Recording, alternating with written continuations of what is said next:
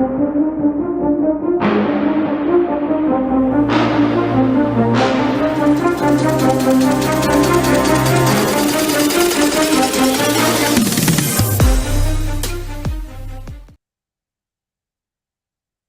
to episode of Wire to Wire Sports Podcast. Cottrell is a little slow on the ones and twos tonight, but that's all right. We still love him. I am your handsome host, Gene Walzak, and I am here to tell you that we have a phenomenal show for you tonight. The Wire to Wire NFL genius in the upper left corner. I got Kent State's own, Cleveland's own, College Cottrell. What's going on? I need an apology, Cottrell. You don't make mistakes like that often, but let's hear it. I sincerely apologize, everybody. It's sincere. It's sincere.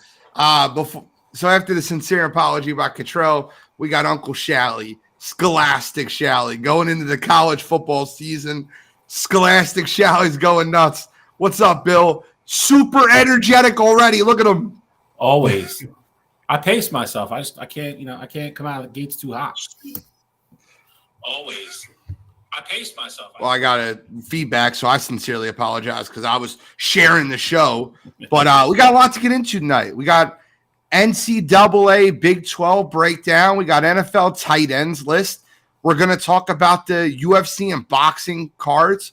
But the first and I think most important thing that happened the last few days in the sports world is the Major League Baseball trade deadline.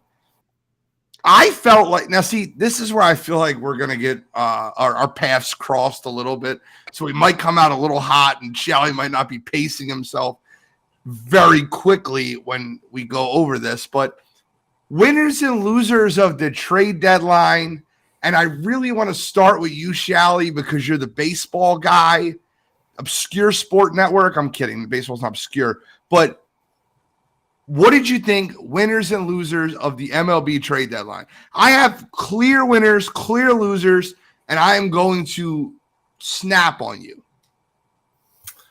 The two clear winners, that are I don't think are very debatable would be the Astros and obviously the Rangers. Astros got just fresh off his World Series win with the team last year, signed a big free agent deal with the Mets. Mets imploded like the Mets do. They traded him right back. Houston got him for pretty cheap, too. Nothing prospect-wise, and New York's still picking up a huge chunk of his contract. And they're going to pair him at the top of that rotation now with Framber Valdez, who threw into a hitter yesterday. We've all talked about how good that guy is on the show numerous times. And then you got the Rangers, who kind of went all in to make the playoffs this year. They lost Jacob deGrom, went out and got Max Scherzer from that same Mets team that blew it up, and they got Jordan Montgomery as well. So they're looking to strengthen their rotation. And really try to hold on to that division lead, or at least make sure they stay in the wild card contention to get in the playoffs. I think they're the top two. I like the Orioles move more than some people do. I'm a big Jack Flaherty guy. I think him going to a pennant race. He's pitched really well the last month and a half. I think that helps them tremendously. I think that helps them stay on top of the standings in the AL East. So I like that move as well. Okay, so who are your losers? Losers. Sorry, Cottrell. Got to go with Cleveland as one. Didn't really bring anybody in and traded I thought was a piece that they would have liked to hold on to coming down the stretch.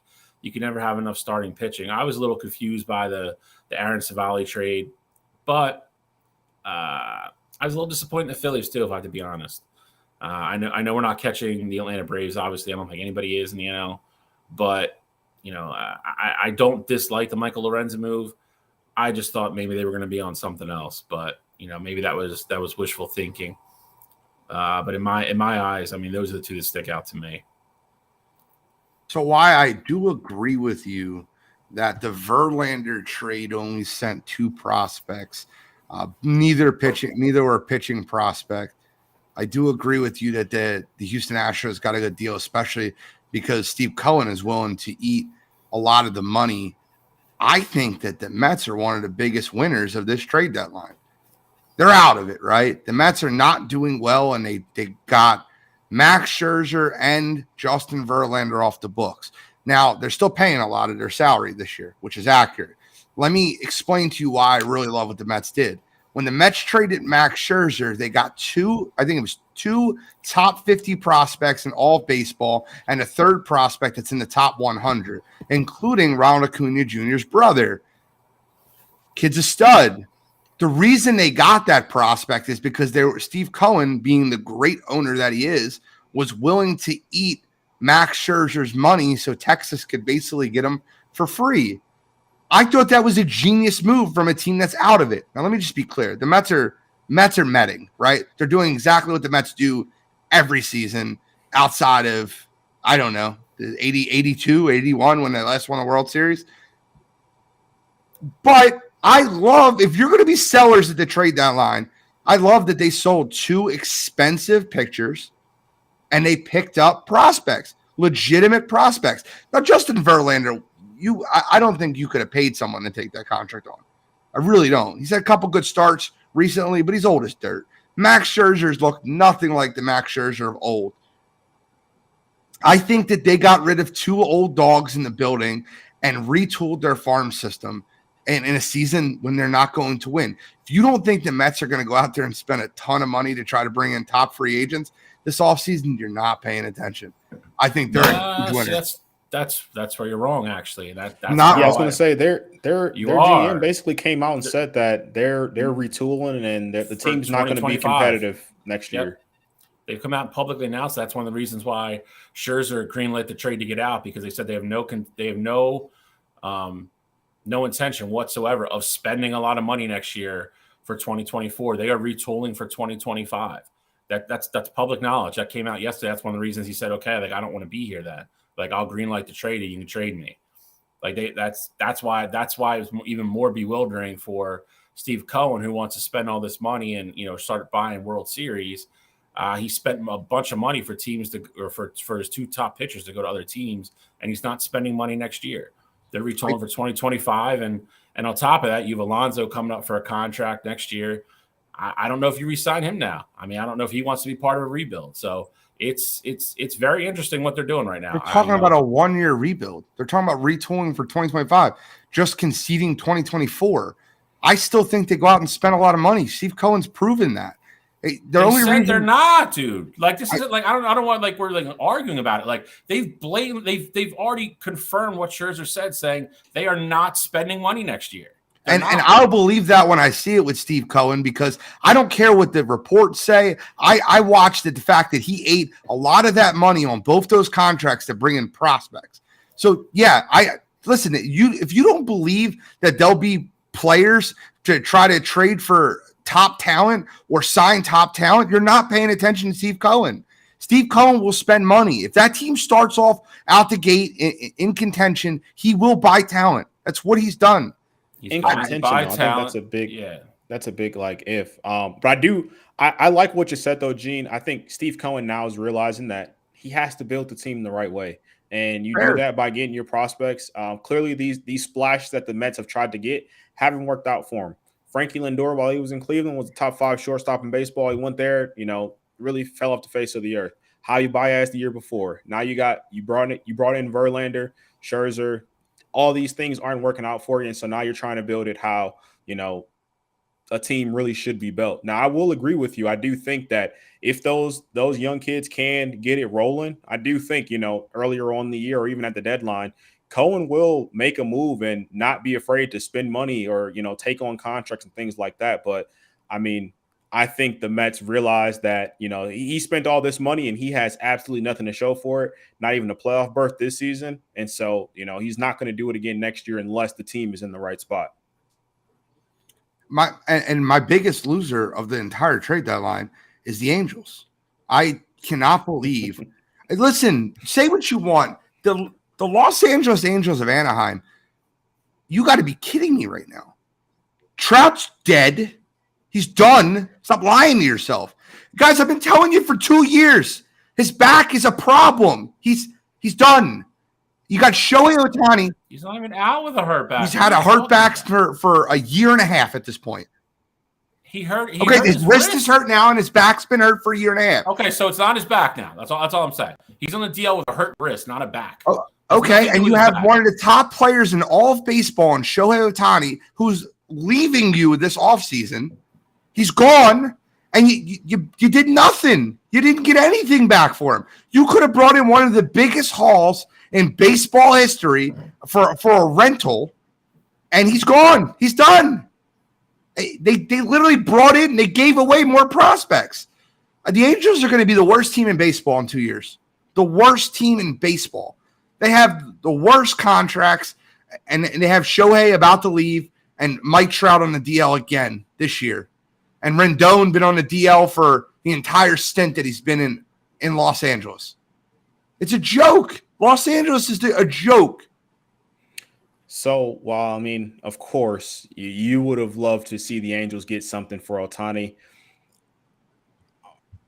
Obviously, you can't let him walk for nothing. So I'm with you there. I don't even think they make the playoffs at this point, to be honest. So I think them having dreams of, making one last push for Ohtani and, ultimately just showing the fan base that, hey, we're trying to do what we can. It's commendable, but it's also stupid. For me, I would say my biggest winner, of course, I'd go with Houston. I think them being where they're at now, they saw the Rangers go out there and get Scherzer, and they said, let's go, get back to the old well. Let's get Verlander back on the staff. And then, of course, Framber no hits the Guardians. But I just think that's clearly a match made in heaven. You get some veteran pitching there in the same division. For me, though, I'd say the biggest losers would be the New York Yankees. I was surprised they didn't go out there and make more moves or make, just more of a splash in free agency, especially considering their last place in the division right now. That's not typical for a Yankees team who, that franchise isn't afraid to spend money either. So even if they did have to eat contracts and things like that, I was very surprised for the most part, they were pretty quiet, knowing, where they're at right now, Judge is back too. And, they didn't try to make a move to bolster that team.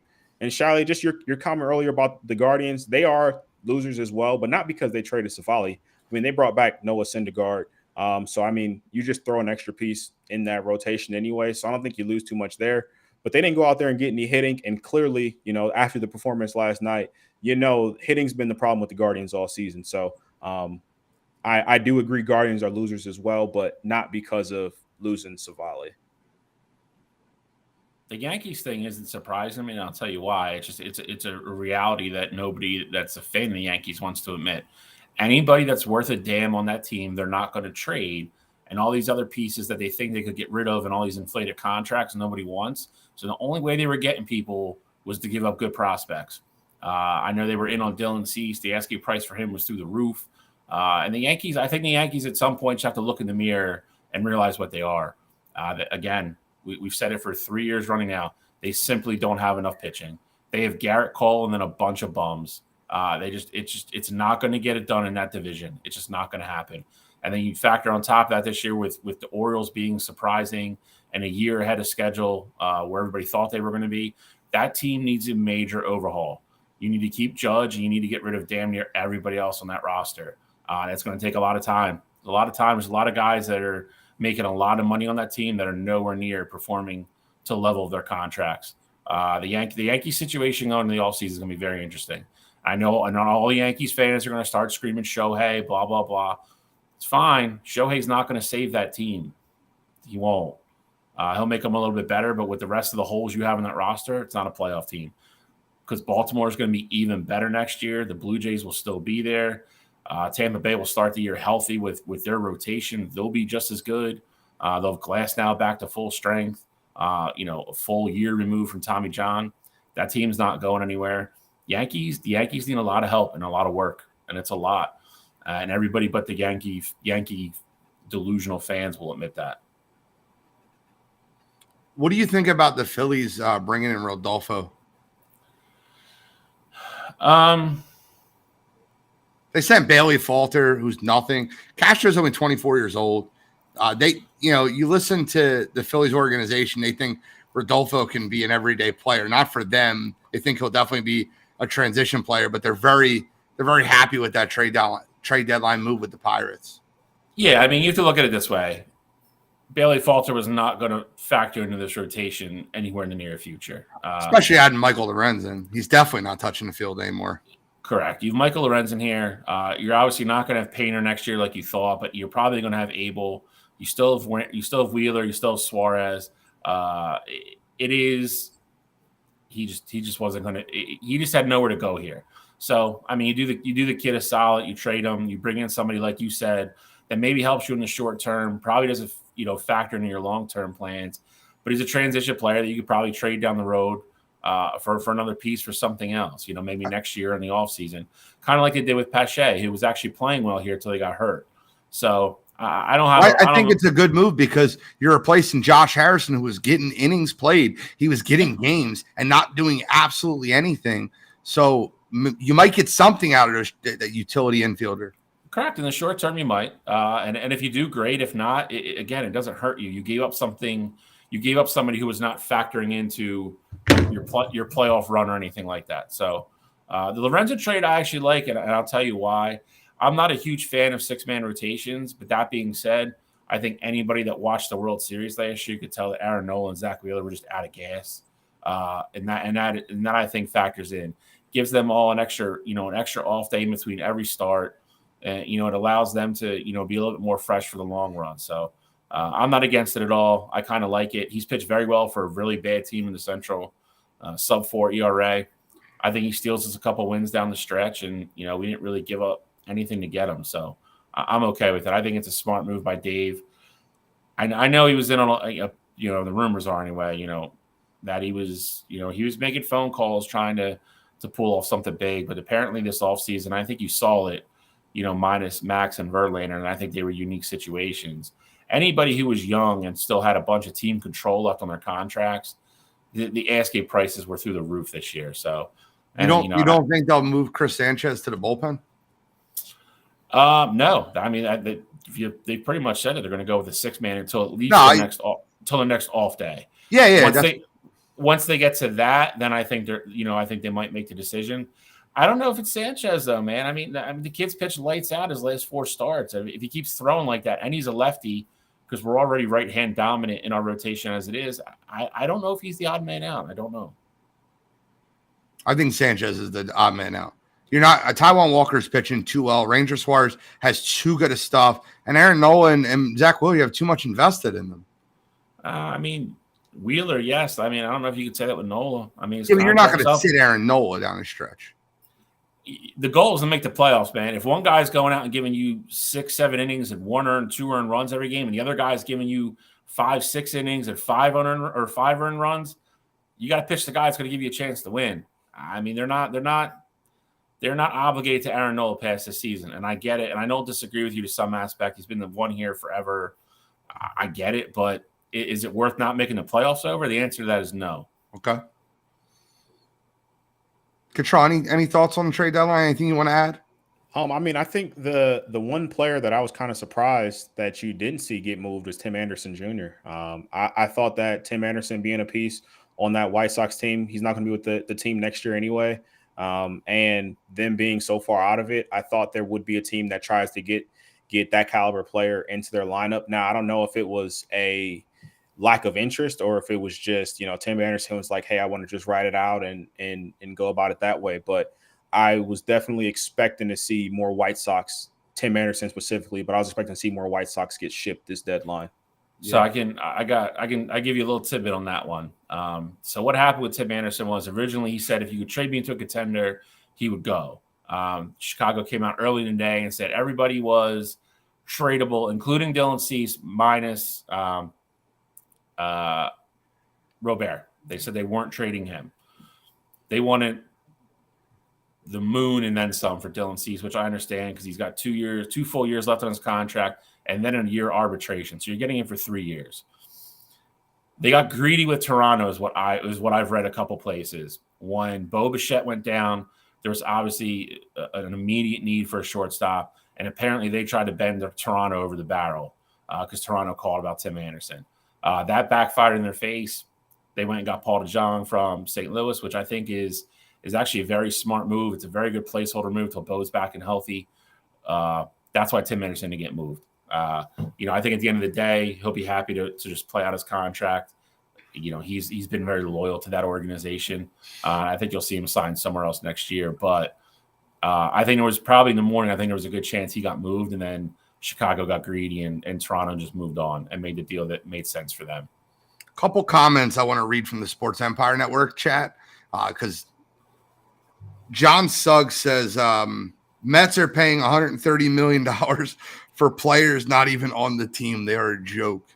He also says, if Matt Olson passes Ohtani in home runs, do we consider him for MVP because he has more RBIs and he's only 2 home runs behind Ohtani, and the Braves will make the playoffs, Angels won't? I think that Acuna is already won the MVP for the National League. It doesn't really matter because they're not competing against each other. He's not. He's just saying, like, comparatively speaking, between the two players. No, because I agree with you. I don't think he's even the best player on his team. Acuna's batting .335. Like, that is so absurd for what he's doing. He has 25 home runs. He's got 50 stolen bases. He's the first guy to do that since 2007. He's having a freak year.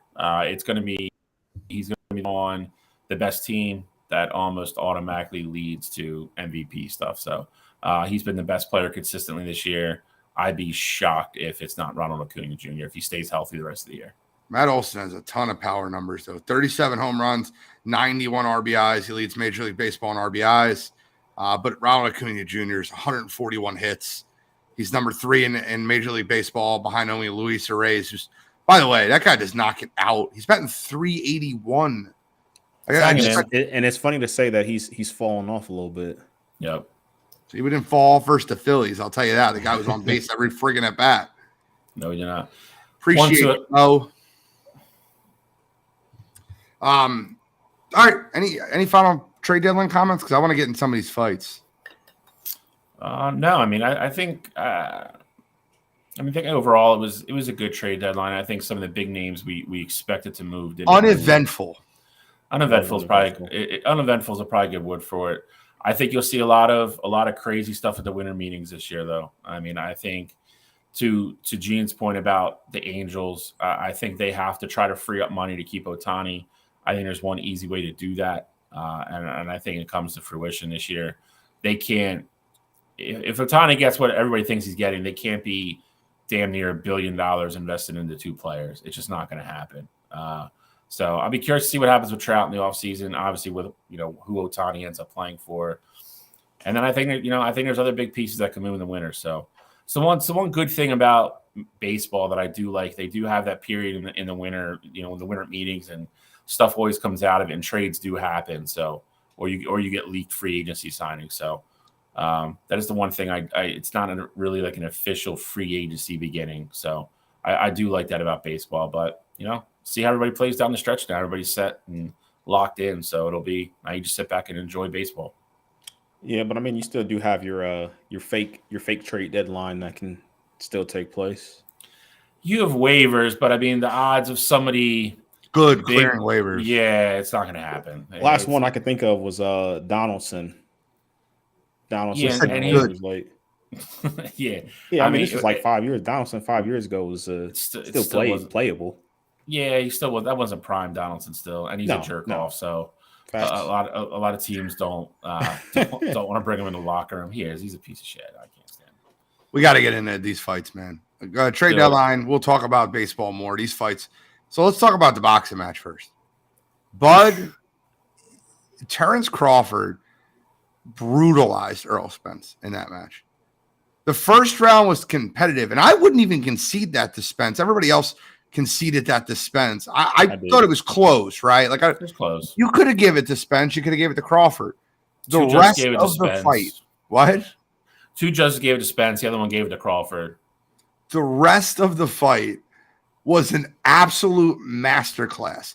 I've not seen a masterclass like that since the likes of Mayweather, Gotti.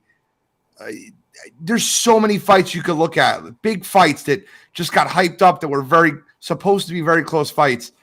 This is one of the biggest hyped fights of all time, and Terrence Crawford made Errol Spence look like he was a sparring partner. It was brutal. I think what's not upsetting, but kind of sad to me is like how far boxing has fallen. Because you mentioned Mayweather, like still like in his prime, and then you go back to like Gotti or Trinidad and De La Hoya and all those guys. Like boxing was can't miss back then. If there was a fight of this magnitude back in the late 90s, early 2000s, like you'd be over somebody's house with like 15 friends, like watching something like that. There's so many people I talked to that were like, "Oh, that's this weekend." Like they had no idea. And like you said, if you're going skill wise and pound for pound rankings, it was the best fight you could make on paper. And Terrence Crawford just came out and just said, "I have an extra gear that you don't have," and he put it on display for 8 straight rounds and just whooped Spence's butt up and all over that ring. To your point, Shally, I want you to take a guess. I'm not sure if either one of you guys looked up the pay-per-view numbers for it. Now, the average UFC pay-per-view draws between 2 and 3 million buys. How many pay-per-view buys do you think Spence Crawford? 5 million? 10 million? No, I'd say probably like 850K. I was gonna say like 700. 700,000 is the exact number of pay-per-view buys. Right. That's absurd to me. No, I mean the other thing though is that they competed with the UFC that weekend. And I'm not saying that was like a big factor in it, but you're splitting buys with those guys. Like, let's say if it was the weekend after, some of the people who bought the UFC card may have actually bought, that fight. But again, like Shally said, boxing UFC just isn't where 291. UFC 291 pay-per-view buys. I don't want you to get too far in this. That's why I interrupted you. Nothing crazy. I'll say 1.5. I think it's less than that. Probably like 1.2. 750,000. Oh, so they split it pretty split much. buys. Yeah. UFC 291. Not like anything special. No champion. No champion on the line. And that's why I knew that UFC card wasn't going to do crazy numbers. But again, you have the people who... It still beats Spence Crawford. Exactly. But Dana White, that's because Dana White has put forth a master class of just investing in marketing. You have UFC fights that happen every weekend pretty much for the entire year. And Dana White puts on these cards and you're bringing in new fans, things like that. And boxing is the complete opposite. Their fans have been waiting for a super fight like this. And of course, those people are gonna buy it. But everybody else who hasn't looked at a boxing fight in 5 to 10 years, they probably could care less about this at this point. So I'm not surprised by those numbers. It isn't that Spence is bad. It's simply Crawford proved he's on a different level. I think the other interesting thing too is the rematch clause that was put into the contract. Spence wants it again, and he gets to dictate the weight for the next fight. He wants to fight 154. He wants to go up to 154. So it won't make a difference to me. I mean, I still think Crawford goes in there, and he's on a completely different level. But I do think it is interesting that he's already come out and said, hey, this is what I want. All this. He made $20 million off the fight, so he could have easily just said, hey, I'm good. I got my one loss. I'm going to retire, be good with it. But he wants it again. He wants to go up to 54. So, and you probably get to see that in December. You get beat that bad, you got to have some kind of pride and be like, okay, like I can at least do better than this. I mean, I get the money thing, but you get whooped that bad, and you were coming in with a 0. There has to be some level of pride in it. We at least have to run it back and see. I agree. I don't think it's going to matter. But I don't know where it can improve, right? Like facts. Crawford didn't even get touched. He literally looked like he just went to the mall and came back. Like that's how his face looked after the fight. Spence looked like he went through the car wash and there was no wipers or anything, any towels or anything down. He just went through straight machines and he walked through. I think the bigger concern is, to both your points, I think Bud's going to be even stronger if they go up in weight. And I mean, and you look at how hard he hit Spence, on Saturday night. He might finish him again. And then at that point, then it's like, I don't know. I mean, I don't know how much money they're going to make off the second fight because I don't know how many people are going to be interested to watch it after such a lopsided loss like that. Not for $90 anyway. Like that thing just might be on ESPN. Just give it ESPN. Just Let's move it to ESPN. No nothing. just nothing. Just ESPN. It'll still be a pay-per-view buy. It'll still get 500,000 buys. Yeah, you get the boxing diehards, but I don't know about $90. If they're smart, they'll put a great co-main, and the co-main on that card was actually pretty enjoyable to watch. But if they're smart, they put 2 more names underneath that as well to really, boost the buys for that one. Well, I'll tell you right now, the only thing I watched on the boxing card was that fight. I was watching UFC 291, and what it was an overall very good card. Everybody got finished. Yeah. Kevin Holland, you were absolutely correct. Michael Chiesa got submitted in the first round. You could tell when he kept trying to take him down, and it wasn't working. And Kevin Holland finally got taken down, kind of, and he spun it right into a submission and made Michael Chiesa tap in the first round. And it looked effortless. So I got to give Kevin Holland his credit. We're talking about the undercard fights. Bobby Green subbed Tony Ferguson in the third round. Didn't really sub him, knocked him out cold. He wouldn't tap, so he couldn't. He just flatlined, and that should have been the end of his career. I don't know if Ferguson's come out and said he's retiring, but Dana White would be irresponsible to put that man back on any card. I do find it fun that Derek Lewis made it to the main card, and he looked great. He looked like the Derek Lewis of old. He looked like in better shape. He always has a fun interview afterwards. I can see the smirk, Cottrell. First round, absolute brutalizing. Flying knee out the gate and just. The knee looked great. He did look in better shape. He came out there with the six-pack. That was very, very surprising to see out of Derek Lewis. But, the fight was only 20 seconds. I can't say, look, I threw a flying knee and was on top of him. And, that's a great performance. But I don't know how much Derek Lewis has in the tank, really. That was a great performance. But you're going up against the number 15th guy ranked in the heavyweight division. So I still don't know where to stand with Derek Lewis, but you're 100% right, though. His interviews after the fact are always gold. And I like seeing Derek Lewis win personally, so I'm okay with it. But I just don't know where he stacks up, though. I can't say he's back yet. Well, I sped through those 3 fights because I had to pause on this one. I don't know, and I haven't really had a full conversation with Cottrell about it. I talked to Shally a little bit about it last night. Jan versus Alex Pereira. I'm embarrassed for the judges in that fight. I'll speak up very clearly. I don't know in what planet any single judge could have gave Alex Pereira 1 or 3. How? Why? Where? Definitely can't give him 1, but you 100% could have gave him 3. The first 3 minutes of the round, nothing happened. And I get it. Jan got on top of him at the end of the round. And I had Jan winning the fight 2-1, but the third round was definitely up for debate. Jan was gassed after the first round. If you give Pereira the advantage for being the aggressor for the first 3 minutes of that third round, I could see how you give it to him. But Jan, to me, didn't do anything definitively to say he for sure won the third round. Now, the first round, I'm with you. There's no way you give him the first round. But that third round, I did think was a toss-up. I don't think it was a toss-up. Shally, do you think that the third round was toss-up? No, I don't. I again, and I've been repeating this before, I don't think because you're walking forward towards somebody that should win you around.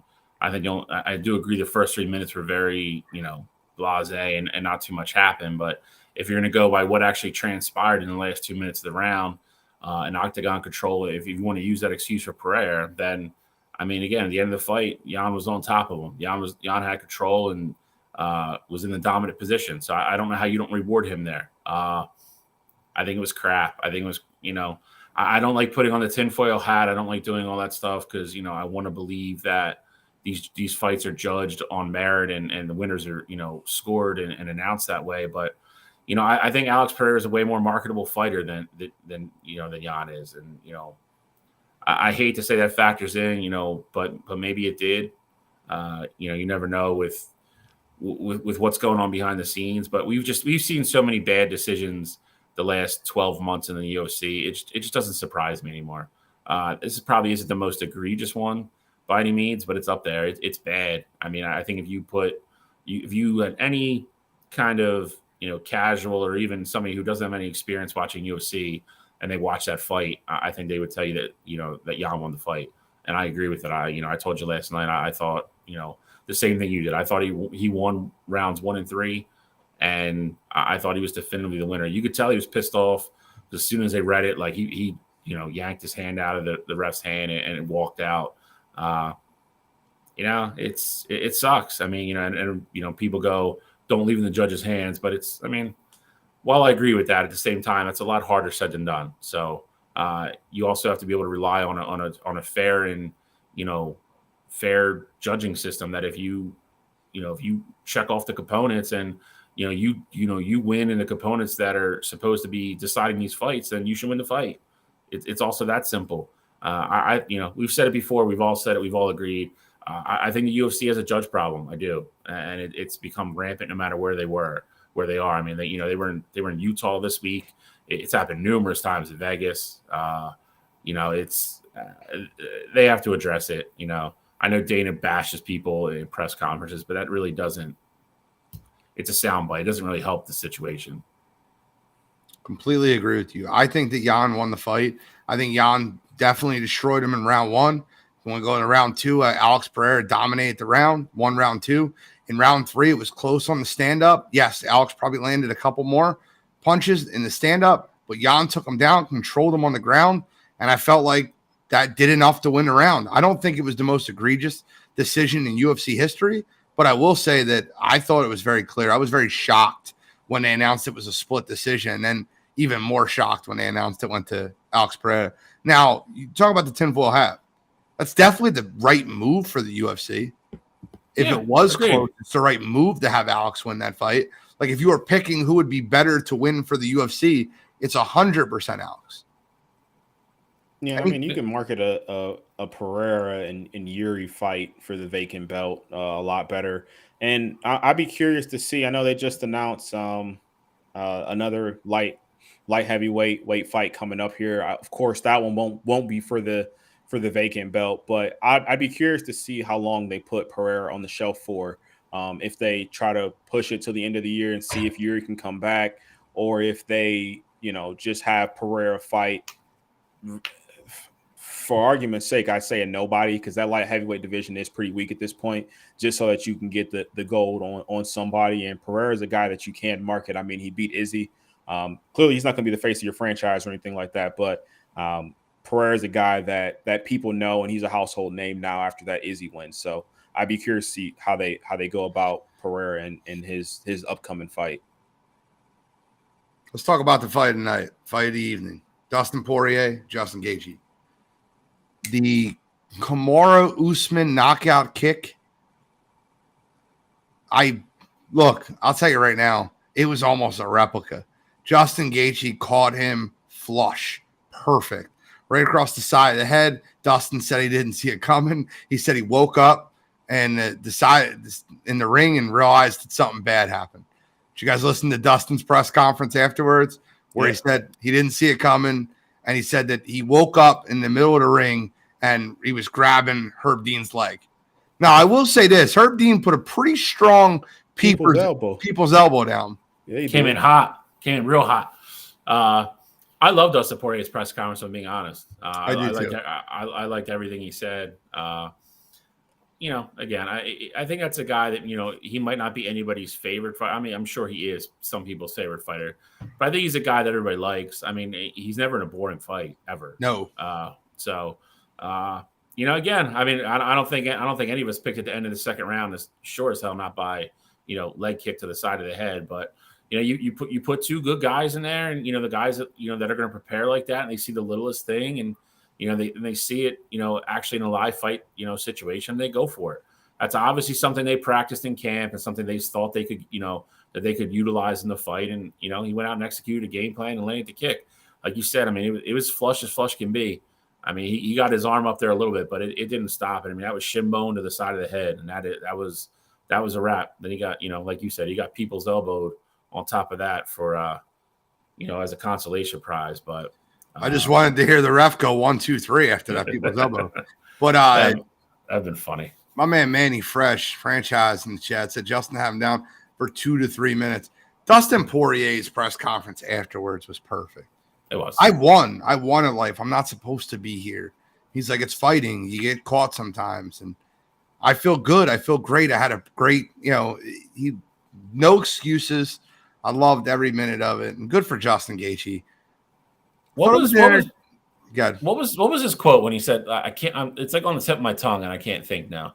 He said something like, I have to be some way if I lose or win, and I got to be the same way like when I lose. I just can't remember what it was, but I just thought it was a great quote, and it's just escaping me at this point. But yeah, I mean, Dustin Poirier came from. I don't think people realize where he's really from. Like people see Louisiana, like he's not from New Orleans or anything. Like he came from a very small town of like a couple hundred people, like in the middle of the swamp, kind of. Like he's not supposed to be where he is. He's not. Didn't have the cleanest childhood or upbringing either. So he's 100% right. I mean, he won at life, and good for him. I mean, the kid has a great perspective, and you'll see him back in the cage in 4 months against somebody probably. I pulled up the quotes for you. He goes, I still feel great. I got hit with a shot I didn't see. Foot got around, good, got me. I still have tread on the tires. I feel great.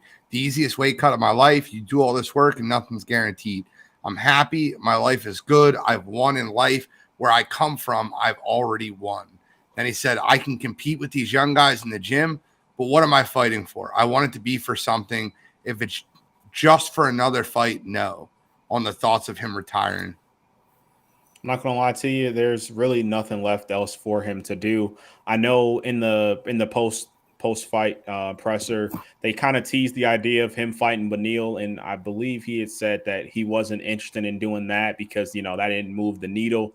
And he's not going to be fighting for a belt anytime soon because he's a part of the best division in all of the UFC right now. So I don't see what's next for Dustin. I think it would have to be a trilogy fight. I think best case scenario for him, he sits out maybe a year or so because Justin's going to get the next shot at the belt after Charles and Islam finish their second bout here. So I think he could potentially wait on Justin and then hope for him to lose, get that trilogy fight, and hope to come out on top there. But I don't really see much else left for Dustin. I think he's had a great career to this point, and that fight was a banger in the first round. I mean, they were going back and forth in the stand up, and I agree. I think Dustin has a lot left in the tank, but there's just no fights out there that really make sense for him at this point in his career outside of a trilogy with Justin.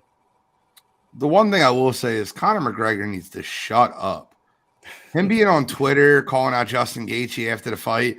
I love Justin Gaethje's comments. Did you guys see Justin Gaethje's comments about Conor McGregor after the fight? Yeah, absolutely.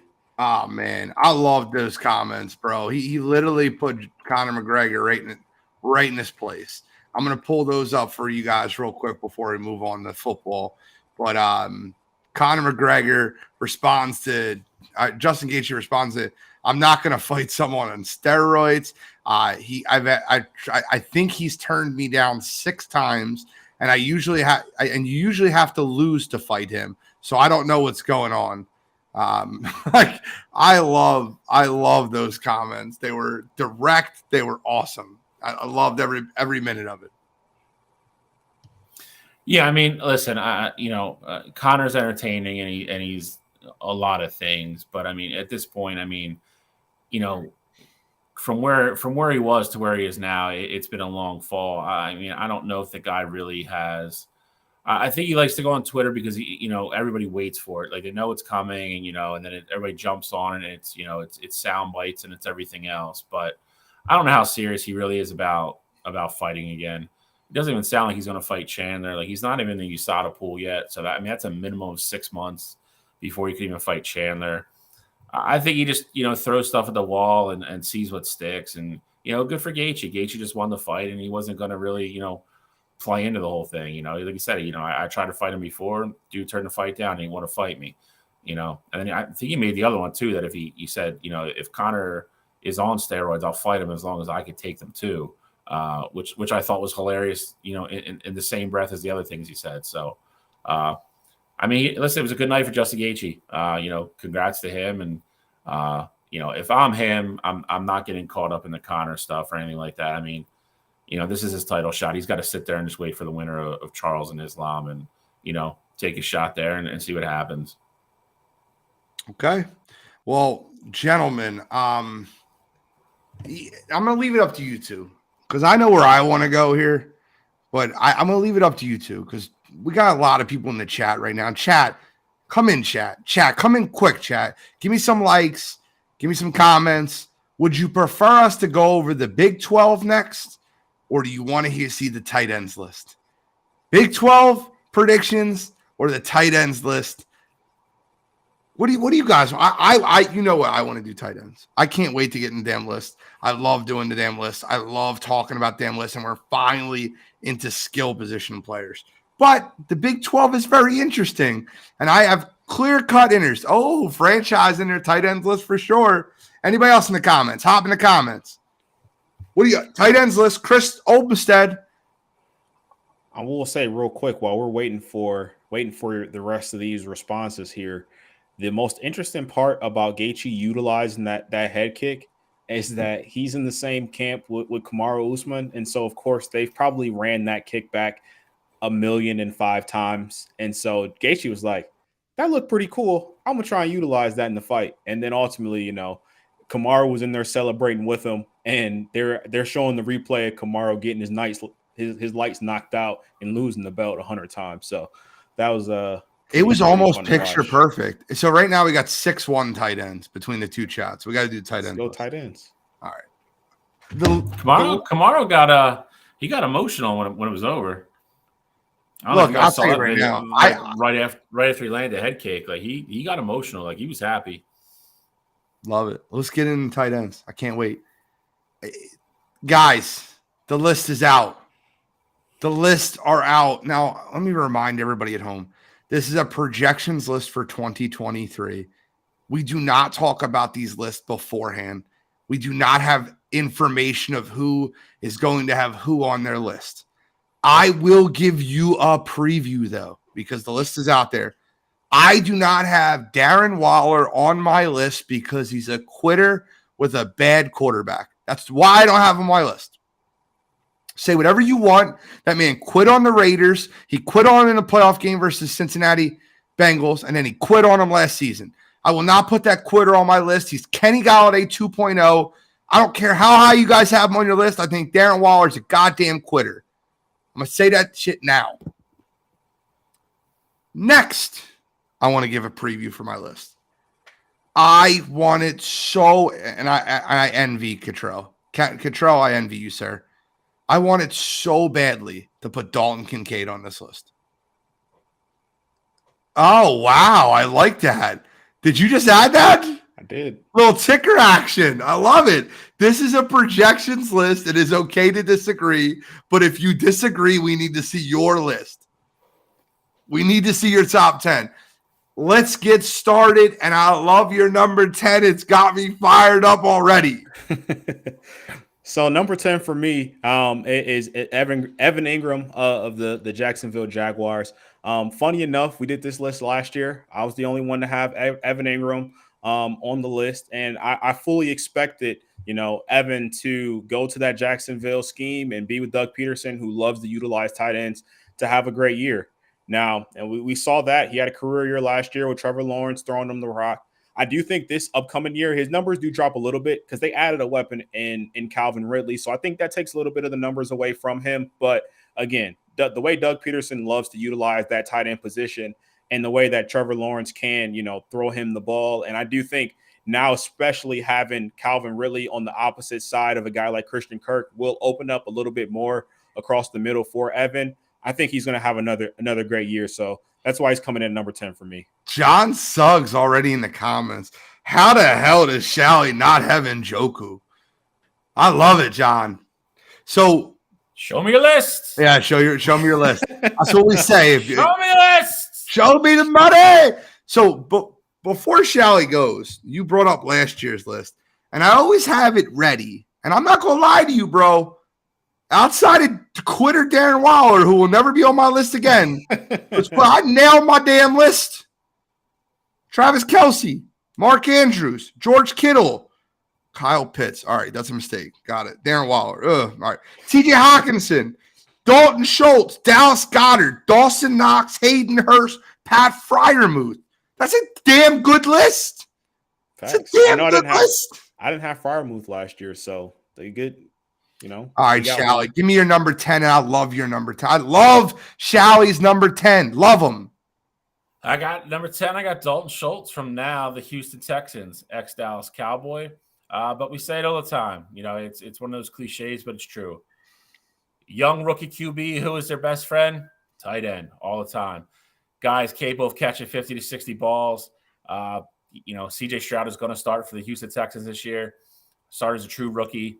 He's going to be CJ Stroud's best friend. He's always going to be the safety valve. Still an athletic guy, creates separation, go over the middle, run routes, good blocker. Again, number 10. I think I don't think he puts up Dallas numbers, but I think he puts up numbers enough, to warrant being on this list. That's why I have a number 10. I got to shout out my man Manny Franchise. Puts his top 10 out there. Little Cole Kmet action. Cole Kmet had a pretty good season last year. He said, I'm a huge Kmet guy. I think he's undervalued. Bro, I hear you. Cole Kmet was definitely in consideration for my top 10. Only reason why Cole, for me, isn't quite there yet, he would have probably been like 13 or 14 for me, because they brought in Tunyon, and Tunyon's going to get a lot of love at tight end too, so I do think he's going to have to split snaps there. But he's going to get a lot of red zone. Cole Kmet's definitely a great player, so I get it. All right. My number 10, I almost didn't put on my list. And I'll tell you right now, I don't have any confidence in. It's not Kyle Pitts is the problem. Kyle Pitts is not my problem. Go back to his rookie year. Kyle Pitts is not my problem. My problem is they don't have a damn quarterback that can throw him the football. Unless they plan on starting Taylor Heineke, then I could see Kyle Pitts here. That's why I have him number 10. I think they'll give up on Desmond, get rid of her, and go to Taylor Heineke, and then Kyle Pitts will sneak back on the list. That's why he's my number 10. You don't have a quarterback that can throw the football. The guy stinks. He's awful. 32 starting quarterbacks, I have him ranked 34th. He's the worst quarterback in football. So I'll take Kyle Pitts at number 10. Number 9, give credit where credit is due. Credit where credit is due. Last year, Cottrell predicted Evan Ingram would have a good year in Jacksonville. Now, he was borderline top 10 last year. That's where he was, right? What is he? I think he was 9th in receiving yards, 11th in touchdowns. Like, he wasn't bad at the tight end position. I think he has an even better year this year. And I agree with Cottrell with the addition of Calvin Ridley. Now, here's the thing, right? Christian Kirk's going to move right back into the slot where he belongs, because they're going to have Zay Jones on the opposite side of Calvin Ridley. It allows them to have that 3 wide set with Christian Kirk back in the slot going against safeties. I love that. Love that. I think Evan Ingram, it opens up the middle of the field. And I think that Evan Ingram lands at number 9. Number 9 for me, I have Dawson Knox of Buffalo Bills. A guy that has continued to get better and better and come out of a role play situation into more of a consistent weapon. Over the last 2 years, only tight ends that have caught more touchdown passes than him are Kelsey, excuse me, and George Kittle. I think you're going to see a lot of 2 tight end sets this year. Stephon Diggs is still obviously going to be the number 1, target in Buffalo, but I think you're going to see them run a lot of 2 tight end stuff with Dawson Knox and Dalton Kincaid, and I think he's going to be able to free up, and I think his numbers go up this year. So I have him number 9 for me. Still a young kid. I don't think he's at a ceiling yet. My man Franchise said even behind Jordan Love, and I'm going to say yes. I think Jordan Love is closer to number 20 than he is to 32, if I'm being honest with you. I think Jordan Love has a good season this year, but you'll hear about it later.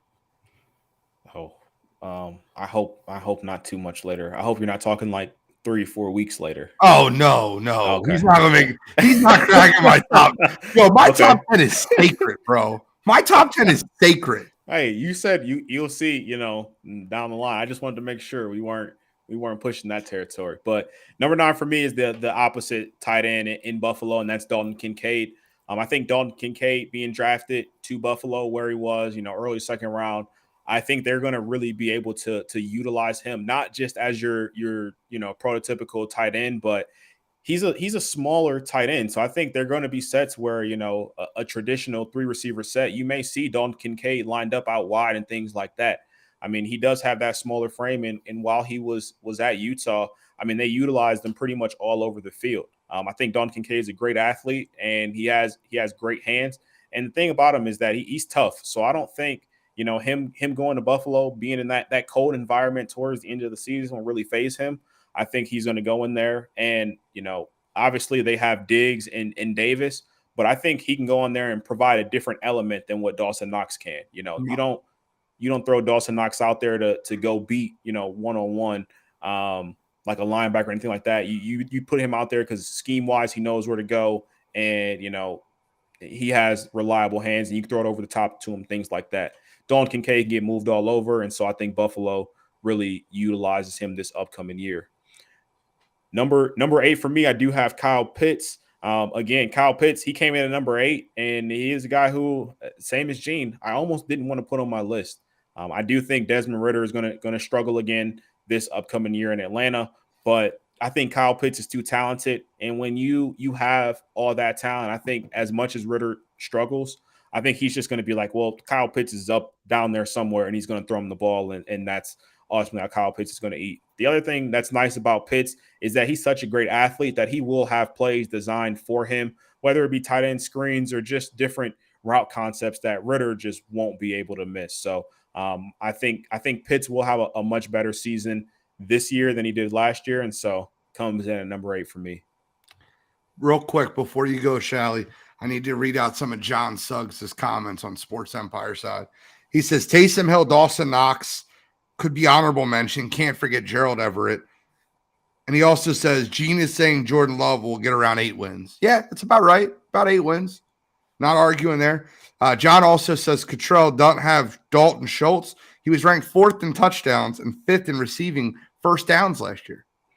So the reason why I don't have Schultz is I do think that with CJ being in Houston, I mean, CJ's coming from a team that we didn't utilize tight end at all at Ohio State. And I do think, them having other weapons around, not great weapons, but, they got Tank Dell, they got Mechie. Like, I think those young receivers are going to have a better connection with CJ as opposed to the tight end Love. So reason why Schultz didn't make the cut for me. My man Joseph Jeffers is such a loyal Titans fan. Love it, brother. Love it. Sorry, did I miss out Chiga Kongwu getting honorable mention? I'll let you listen to it on the playback. Shall I? Number 8, I got maybe the smartest tight end on this list, and I say that in regards to he got the hell out of New York and away from Daniel Jones. I got Evan Ingram from Jacksonville Jaguars. You guys have both talked about him already. Listen, I mean, the big thing with him is when he could stay on the field, he was usually pretty productive, even with on those bad Giants teams. He's now on a team that has a great quarterback, has a great coach who loves to utilize the tight end in his game plans, and he's surrounded by other weapons where he doesn't have to carry the load. Like Gene already said, the way the Jacksonville Jaguars are going to line up this year, his target share, I think it actually increases. I think he might lose some red zone targets, but would be able to put Christian Kirk back in his natural position. You're going to get Calvin Ridley, who is before his stupid suspension, was a borderline top 10 wide receiver. And then you got to say on the other side, that team is going to be loaded offensively, and they still have that ETN coming out of the backfield. They're going to be an offensive force this year. And I think Evan Ingram continues, as long as he can stay on the field, I think he continues to put up his fair share of numbers. You look at receptions and yards after the catch and receiving yards, he's top 4 in every single category the last 3 years. That's with him missing a couple games to injury. So when you put those stats, in perspective with the likes of a couple guys we're going to talk about later on these lists, it's impressive. That's why he made my list, number 8. I think he has another very good year in Jacksonville. Well, my number 8 is a guy that, the 2 things you rely on as a rookie quarterback is a run game and a check down tight end. And I think Dalton Schultz was signed to big money over in Houston to be that reliable force for CJ Stroud. I think Schultz had one of his best seasons of yet last year. He got paid this offseason. And I think he'll be a big part of Houston Texans offense. Remind me, guys, who's the number 1 wide receiver over there in Houston? I mean, I'm just wondering, could be Dalton Schultz this year. That's my number 8. My number 7 is the guy that's getting training camp praise all over. Deshaun Watson goes back to anywhere near the form that he was in before he was traded, before everything that happened in Houston. David Njoku is going to have a phenomenal year, not just a good year, a phenomenal year. I almost have him higher. David Njoku, he caught a ridiculous pass in Browns practice the other day. Deshaun Watson threaded the needle. He's a huge target. He's walking into the prime of his career with a quarterback that has a full offseason. I think David Njoku could crack the top 5 on this list by the end of the year. I'll go David Njoku number 7, and he's a lot closer to 5 than he is 10. So number 7, I have probably the best athlete on this list out of anybody. Yep. And probably the kid that's in the worst position out of anybody on this list. I got Kyle Pitts from the Atlanta Falcons. You want the most staggering stat from last year that he has. 26% of the balls that were thrown his way as targets were considered off-target throws last year. 1 out of every 4 balls thrown this kid's way were considered off-target throws. Marcus Mariota, Desmond Ridder, they're just not it. I still think he's going to put up decent numbers. I think Atlanta is at least trending a little bit in the right direction as a team, but at the quarterback position, they're not. If Kyle Pitts had a great quarterback, he's probably top 3 or 4 on this list. That being said, he is where he is because I think his ceiling is limited simply because of who he plays with. So I have Kyle Pitts number 7. Well, if Atlanta was smart, if they got out of it early, they would be very wise to try and tank and get Caleb Williams next year. But that'll be for a completely separate show. Number 7. Since you don't have Pitts any higher than 7, I just want to ask you this question. I didn't want to go too far without saying it, right? We all said we're not big Desmond Ridder fans here, right? We're all in agreement there. Right. Can we not go in agreement with the fact that we think Atlanta's GM's got to be out of his friggin' mind? In the sense of what? Well, follow me. Last 3 top 10 picks the Atlanta Falcons had, they went Drake London, Bijan Robinson, and Kyle Pitts. They don't have a quarterback. Am I missing something here? I mean, to be fair, this draft class was not one where you go reach for one. But with that said, I definitely would have. I mean, Derek Carr was out there on the market. You had Aaron Rodgers obviously got moved. Like, I would have definitely tried to go get a veteran. Worst case scenario, I would have brought in Gardner Minshew or Jacoby Brissett. But Desmond Ridder wouldn't have been my guy I'm just trying to figure out. They go running back, tight end, wide receiver. I just don't know how that fits in the puzzle if you don't have a quarterback. The thing is, though, if they get a quarterback, that's a phenomenal offense. Okay. Tell me about Njoku's great number 7 for me. Njoku, number 7, Cleveland Browns. I think that with Deshaun Watson does like throwing the tight ends. I think Njoku is a very, very great athlete, and I do think him being, in that Browns system, you can have a little bit more versatility with him. You can split him out wide, and he's a guy who loves to go get the jump ball. Earlier on in his career, he did struggle with catching, just very basic passes. But I think he has worked on that a lot, and you saw it last year. I think he's coming off the best year of his career. And, that was with Jacoby for 11 games and Deshaun for the next 6. So I do think, Deshaun coming in and having that consistent play at quarterback is going to help Njoku. And I think he's going to be primed for a phenomenal year. And I think this will be his best year to date. Now, number 6 for me is Darren Waller. You talk about Darren Waller quitting with his last franchise, and I'm 100% behind you.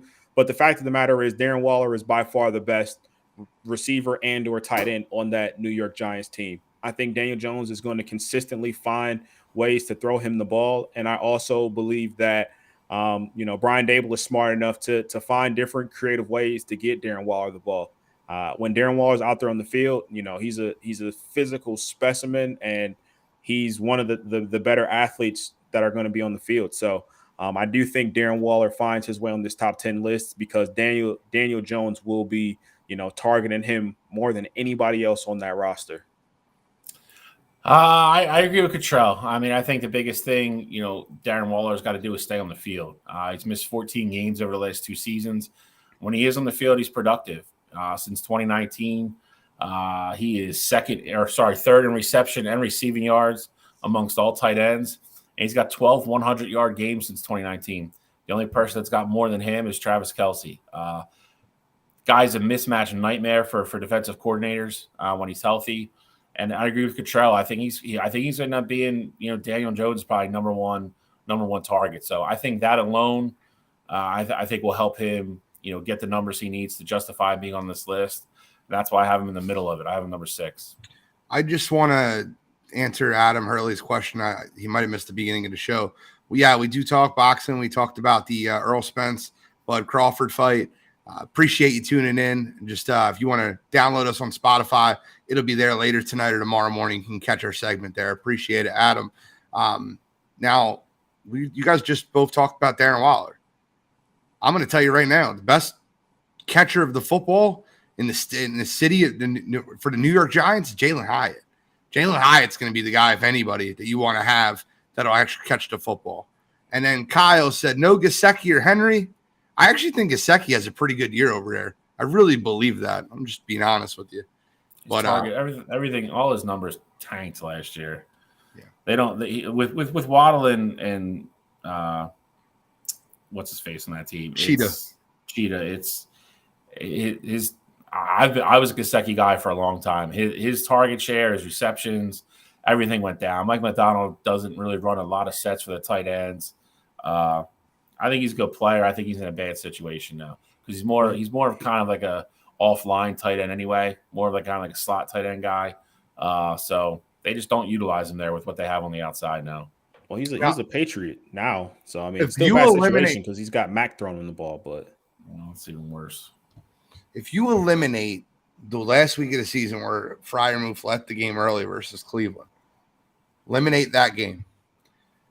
In 11 games with Kenny Pickett, Pat Freiermuth had 52 catches for 600 yards. He averaged 5 receptions and 7 targets per game in those 11 games. I think Pat Freiermuth is in for one of the biggest leaps at the tight end position. He's got great hands, and he's got a great connection with his young quarterback. I think George Pickens has looked phenomenal at camp. You guys all seen the catch he's made. I think Deontay Johnson's looked good at camp, but I think Freiermuth is that security blanket for Kenny Pickett right over the middle of the field, and I think Pat Freiermuth is going to have a huge jump this year. Neither one of you guys have him on your list, and we're going to look at this list next year, and we're going to say Gene was right or Gene was completely wrong, and I'm fine with that, right? I'm fine with being on my ledge. I'm on my ledge again.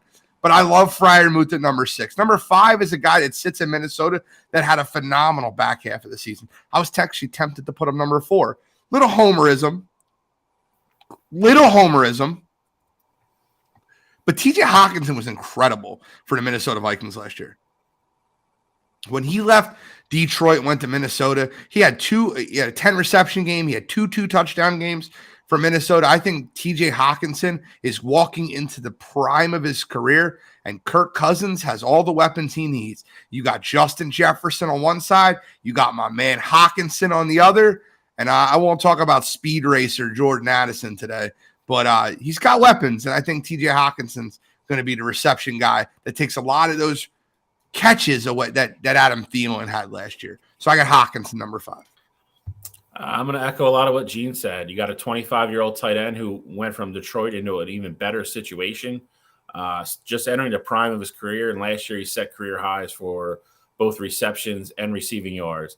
And Gene mentioned the trade from week 8 to the end of the season. He was number 2 in receptions and receiving yards in the NFL for tight ends. Had an instant connection with Kirk Cousins. And I think they'll continue to use him and utilize him a lot and target him. Obviously, Jay Jettis is going to get the lion's share of everything, but he's going to be a guy over the middle that can find gaps. And we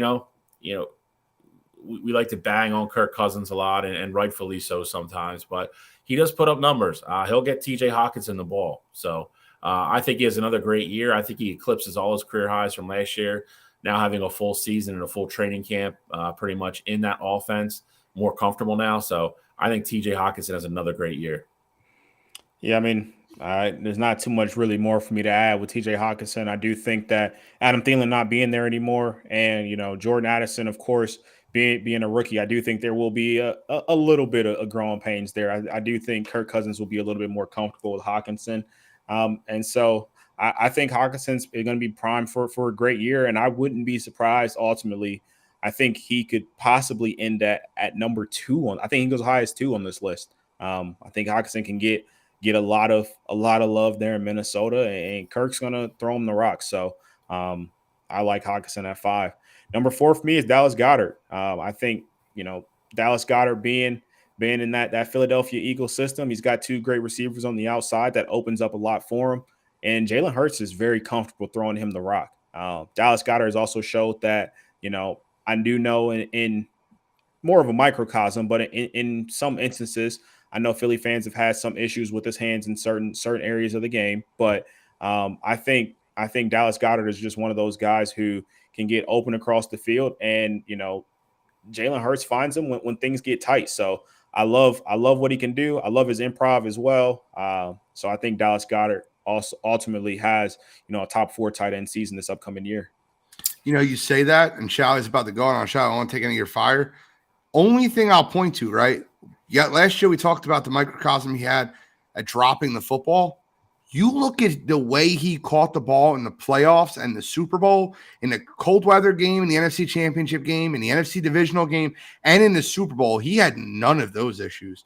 That ball he caught on the sideline in the Super Bowl in between 2 Chiefs defenders, one of the best catches made of the whole year, and that's more of the reason that my projection's so high on him. Sorry, Shalley, I apologize. You're good. I was going to touch on it anyway, but Gene didn't really steal my thunder. But Gene brought up a good point. Dallas Goedert definitely had like a lull in the middle of the season last year. Had a couple bad drops, had a fumble, and then he kind of, I don't know what changed. I don't know if somebody just talked to him, but then he just flipped the switch.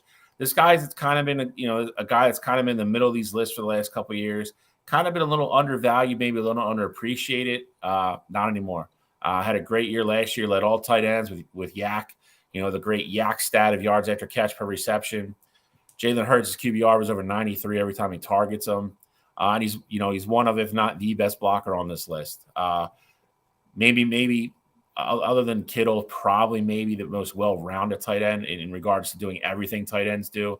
He's great. Cottrell mentioned as well, he gets to work pretty much the middle of the field by himself a lot or out in the flats because he's got 2 studs that can run on the outside, and A.J. Brown and Devontae Smith.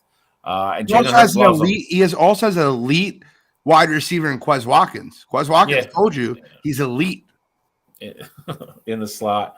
Doesn't hurt either, but the guy does everything. Again, he's super well rounded. Does everything either on the good, great, or elite level. And they're going to continue to feature him. He's a big cog and a huge part of this Philadelphia offense that I think is going to continue to churn out points. So I have a number 4 this year. I really, really toyed with putting him at number 3. I really did. See, I toyed with putting him at number 5. I feel like he's closer to 5 than he is 3, and that's okay. I have Goddard at 4. I think it was a little homerism me having him at 4. If I'm being completely honest with you, I think him and TJ Hawkinson, you can flip-flop in that position. But Dallas Goedert, the reason he's so high is how good he looked down the stretch, how good he looked in the playoffs. He became that go-to guy. His hands were great. His route running has improved. His blocking even improved. His blocking was great down the stretch. Dallas Goedert had a really good end of the season. He's my number 4. My number 3 is Lamar Jackson's favorite target, Mark Andrews. Do I think he'll get a little bit less targets this year with Odell Beckham Jr. there? Hey, they got that stud Nelson Aguilar over there. Rashad Bateman, Zay Flowers. I think there'll be less targets for Mark Andrews. That's why I can't put him as high as number 2. But he's number 3 for me because he's a perfect security blanket for Lamar Jackson, and Lamar always knows where to find him. Yeah, you have these new toys. You have Zay Flowers. You have Odell Beckham Jr. But Lamar will always look to Mark Andrews when the time is tough and the receiving gets tight. So Mark Andrews is my number 3. Yeah, Gene hit this on the head. When they get in the red zone, He's got 25 receiving touchdowns over the last 4 years. That's fifth among all pass catchers, not just tight ends. You're talking about wide receivers. He's tied with Mike Evans for fifth. This guy is a red zone magnet. Gene hit it right on the head. When the windows get smaller and the passes have to come out quicker, Lamar Jackson's going to look for Mark Andrews. That's where he's going to go. I do think his receptions probably go down a little bit over the course of the game with all those new weapons with OBJ and everything that Gene just mentioned. I don't think his red zone production is going to go down, though, simply because he's a nightmare matchup for linebackers. He's big, he's fast, he runs great routes. And then on top of that, he's another one of the guys on the list that's an elite blocker. Had one of the highest win rates for rushing block for rush block last year. So again, I have him number 3. I think the Baltimore offense in general is better this year. You would hope anyway. There's no more really excuses for anybody on that offense. So I have him number 3 just because, I don't think his red zone production is going to drop at all this year. Number 3 for me is George Kittle. Now, if you're asking me who the better tight end is between George Kittle and Mark Andrews, I'm going to tell you George Kittle, and I'm going to say it every single time. George Kittle's a better blocker. And when it comes to what they do in the receiving game, it's always going to be close, and George Kittle's a better athlete. Now, with that said, Mark Andrews, numbers-wise, hasn't had a season that wasn't better than George Kittle since 2019. So the past 3 seasons, Mark Andrews has had better years. And, it's not necessarily a knock on George Kittle. I just think at the end of the year, numbers-wise, Mark Andrews is going to have a slightly better year this upcoming year. So Kittle, of course, there is a little bit of uncertainty who's going to be under center there in San Francisco. I really don't think it matters too much because George Kittle is a guy who gets open and he can create yak as well. I said it already, phenomenal in the run blocking scheme. I mean, pass pro as well. He's the best blocking tight end in football, and I don't think there's any doubt about that. So I do think George Kittle has a great year with whoever's throwing him the rock there in San Francisco. My number 2, though, would be in Mark Andrews. I think him and Lamar just having that connection, and if Mark Andrews stays healthy for the entire year, Lamar is going to force feed him the ball no matter who's on the outside. So I just think numbers-wise, Mark Andrews ends a little bit higher than where Kittle's at right now. Number 2, I got George Kittle. Echo some of the stuff Cottrell said. He is the best pass blocking tight end in the league. The dude is also a max effort guy, but you combine all that with being an elite athlete and just a dude who he's a grinder, man. He's a gamer. He's the type of guy like everybody in the NFL would want George Kittle to be their tight end. Dude had 11 touchdown receptions last year, and that's with playing with 3 different quarterbacks. Guy has chemistry with all of them. It didn't slow him down whatsoever. I think he has another great year. I don't think anything changes. George Kittle's also I think the best part about George Kittle is he has that one catch almost every single game where he either finds himself all alone or he makes a great run, breaks a couple tackles, makes a couple guys miss. He's a highlight, man. I love the guy. I love the way he plays. I love his attitude. I love everything about him. We have a great tight end, Dallas Goedert, so, I'm not looking for a new one or anything, but George Kittle would be at the very top of my list for a guy that I would bring to Philly that I think would, embody, the fans and everything here. He's that type of guy. So number 2 for me this year, it's hard to get to the number 1, the top of this list for obvious reasons. You mentioned 11 touchdowns. I'll one up you, right? Brock Purdy looks like he's going to be their starting quarterback this year. George Kittle had 7 touchdowns in the last 4 weeks of the NFL season. And it looked like his connection with Brock Purdy was better than what it was with Jimmy Garoppolo and what it was with Trey Lance. If I'm being completely honest with you, we didn't really get to see much with Trey Lance. He played in one monsoon game and then got hurt in the first quarter of his second game. But it looked like his connection with Brock Purdy was growing. Brock Purdy's going to be their starting quarterback. He's the best blocking tight end in football as it is. I think George Kittle could be in for a monster year. 7 touchdowns last 4 weeks of the season. Very, very solid numbers. Not many teams are putting up those numbers, and George Kittle is a perfect in that passing offense, especially when you got a guy that can run Kyle Shanahan's offense that's hitting their spots, that's doing exactly what Kyle is asking him to do. The reason Brock Purdy works so well for that Kyle Shanahan system is because Brock Purdy is going to do exactly what Kyle Shanahan tells him to do. He's not going to ad-lib. He's not going to do anything crazy. He's going to throw the ball where it's supposed to go, when it's supposed to go there. George Kittle's my number 2. My number 1's 1 of 1, right? Guys, I don't want to. You look at quarterbacks, right? There's one, and then there's the rest of the list. You look at tight ends, the same damn thing. I know that this didn't happen this past year, but I want to point to the play in the Kansas City Buffalo game in the AFC divisional playoffs 2 years ago with 13 seconds left on the clock, or it was actually 7 at this point, where the play was not ran for Kelsey to go across the middle. It was ran for a totally different play, and without even saying anything, just a head nod or a signal, Kelsey and Mahomes broke off of what they were going to do. Kelsey ran to an open spot on the field. Mahomes hit him. That's the type of confidence that Patrick Mahomes, the best quarterback in the league, has with Travis Kelsey, the best tight end in the league. Travis is fired up, right? The guy takes everything personal. Love everything about him. He's already getting in fist fights in camp. He already had to release an apology for it. Travis Kelsey is of the Kelsey family, and they're all about passion and playing hard. Travis Kelsey is my number one, and he's one of one. I 100,000,000% agree with Gene. He's won by a wide margin, and that's saying something when you look at the guys that are right underneath him.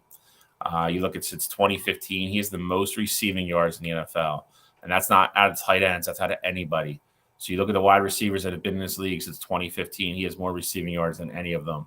I think the crazier stat that I saw, he now only trails Jerry Rice in playoff receiving yards and playoff receiving touchdowns. He's an elite tight end with an elite quarterback. It's a deadly combination. Don't know really what else to say. The guy at times for being a tight end is uncoverable. And then on top of that, they run great sets for him, and they run plays to get him open. And then on top of all that, you factor in what Gene was just talking about, the improvisation that him and Mahomes have and that connection they have. They always find each other somehow. And it's just too damn hard to defend. And on top of all that, he's a good athlete. So it's just, one of one is a great way to describe him. He's number one on this list by a fair, if not far margin, in my opinion. He's going to be the GOAT when it's all said and done. I don't think anybody would argue that as well. So number one on this list again this year. He's probably going to be there for some time to come as well.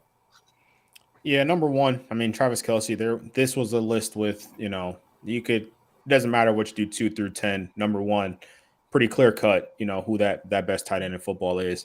Obviously, you guys already mentioned he's got the number one quarterback throwing him the football.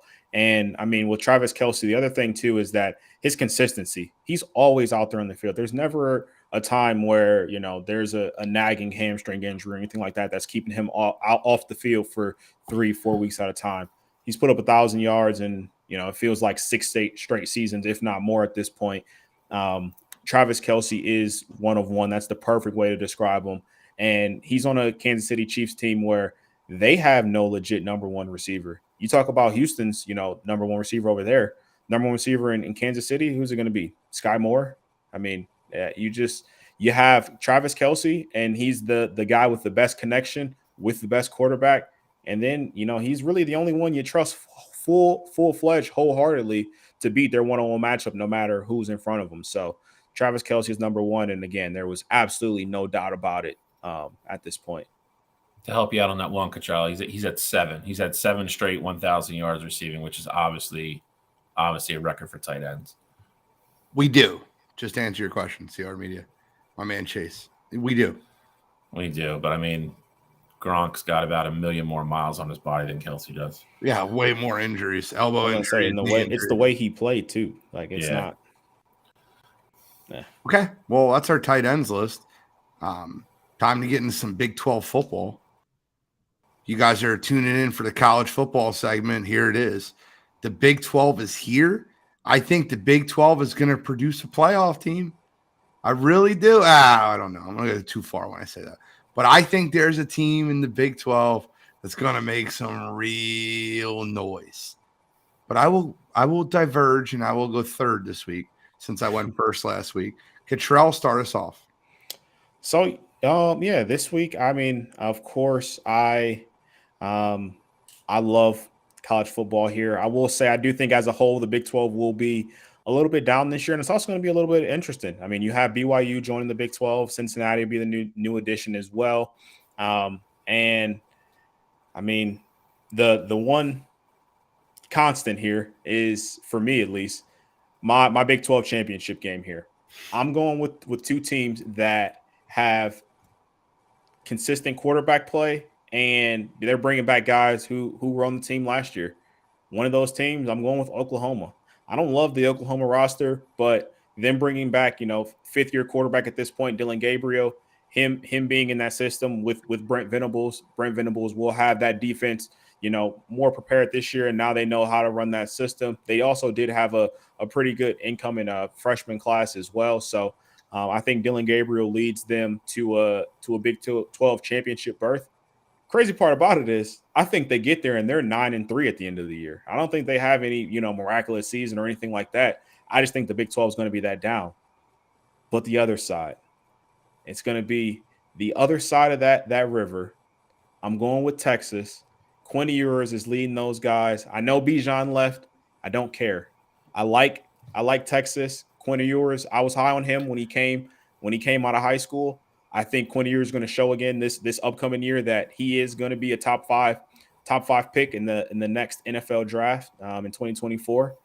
And his connection with Xavier Worthy is going to be electric all season. And so I think that Texas team overcomes any deficiencies that they have on the defensive side of the ball.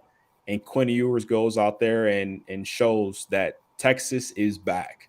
So that's my championship game. Shally. All right. I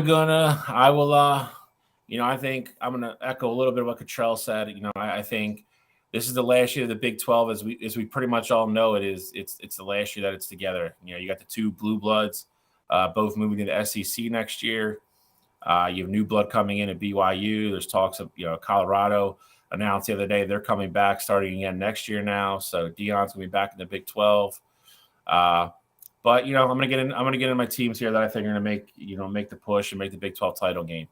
I'm going to start with the first team. I'm going to start with Oklahoma Sooners. I agree with Cottrell. Head coach Brent Venables' first season in Norman didn't exactly go as planned.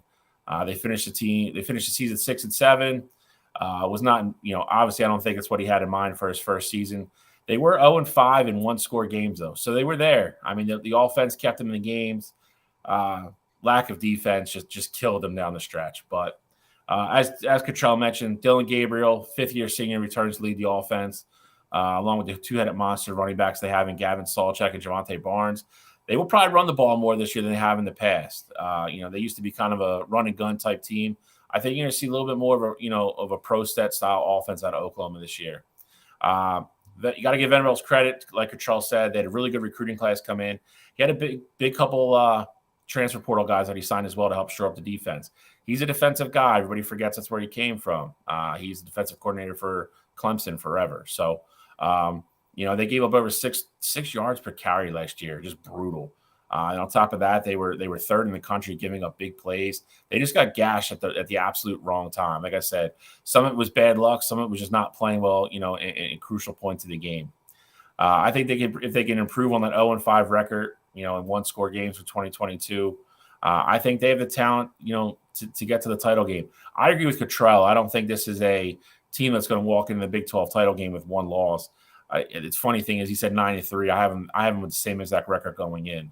But I have Oklahoma making the title game as well.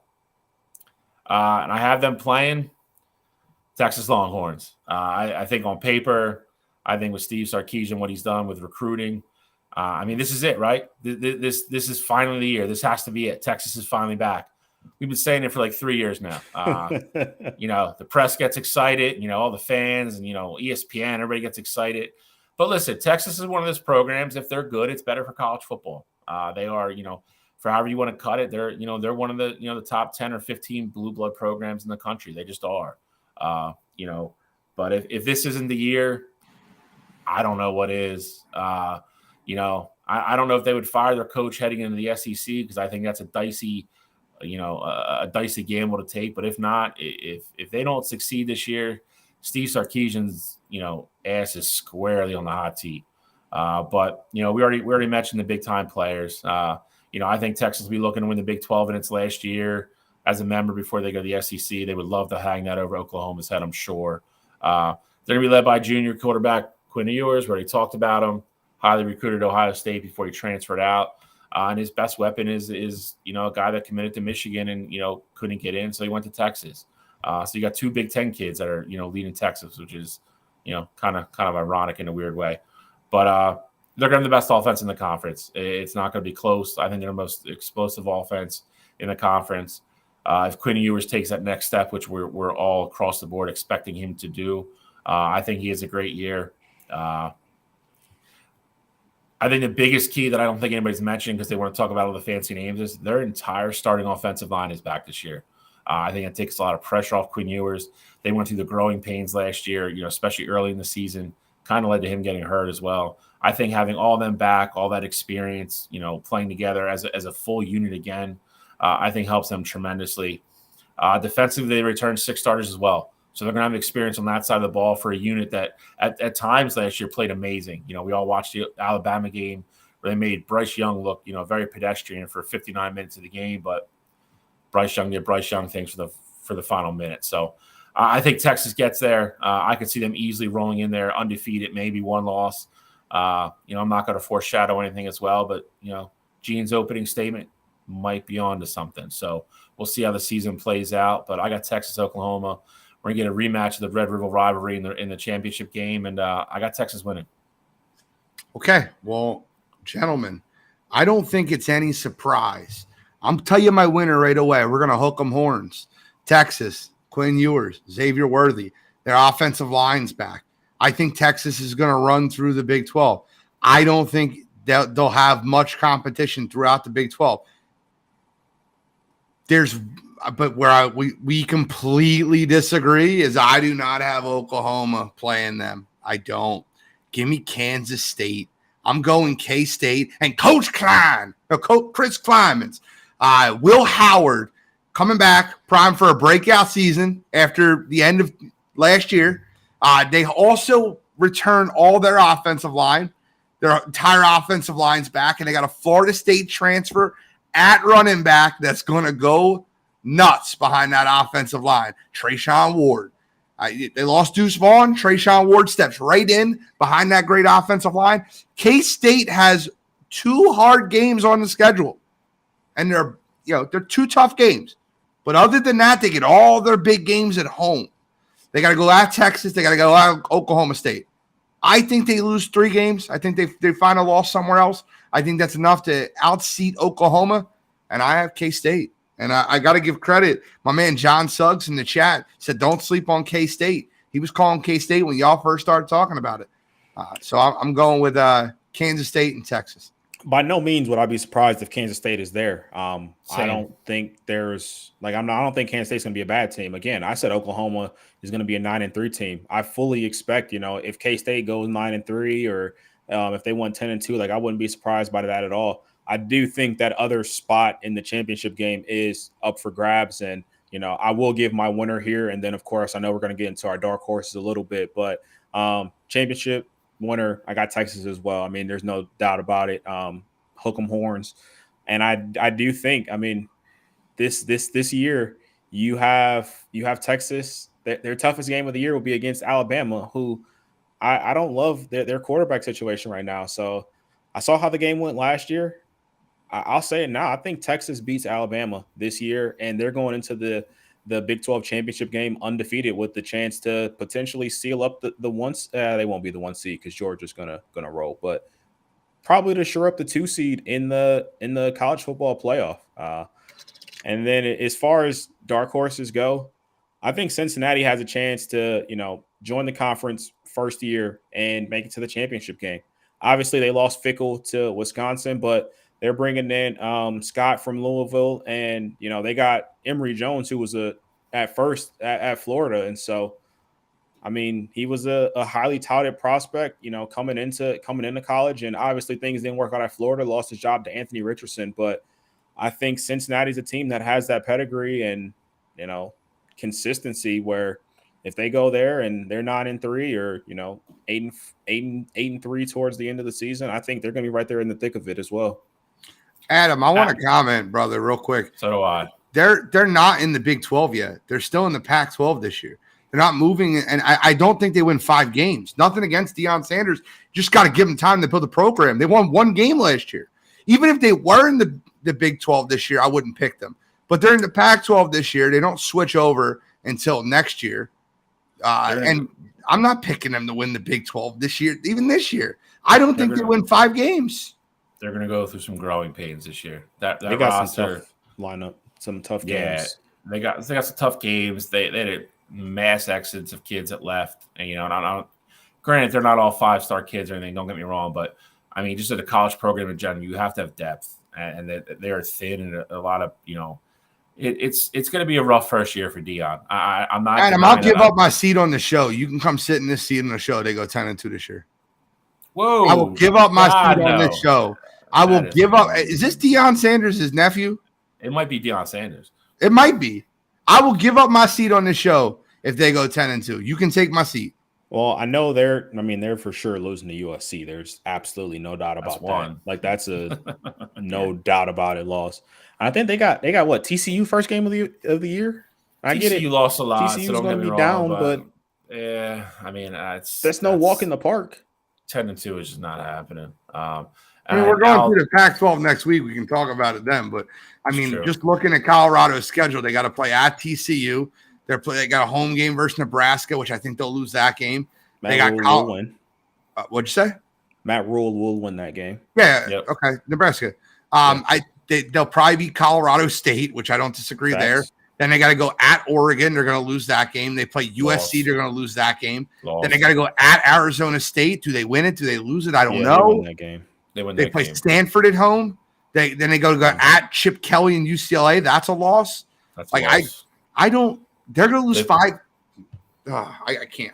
You can be a huge Deion fan all you want, bro. But you got to be a fan of reality too. 10-2 is not a reality. Yeah, and I don't think anybody's questioning that he's going to turn that program around and get it back to where it was in the 90s. Like I firmly believe that. It's just not going to be this year, buddy. Correct. And I don't know if anybody could. That is a huge turnaround in both what he's going to recruit and culture. I mean, we've talked about it, at length on this show of. That takes a year or 2 to settle in. That's not an overnight type of thing. He's not going to, he didn't go to USC or Ohio State or Alabama or like a turnkey, where the cupboards are just stockpiled with 5-star kids. Like that's not what he did here. Like it's going to take him some time. Joseph Jeffers hit it on the head. I do think they're going to be bowl eligible. I think they win whatever bowl game they get in. I think they might even get the cool bowl game like the Bahamas or some shit because Deion has that kind of a pool. But I 100% agree.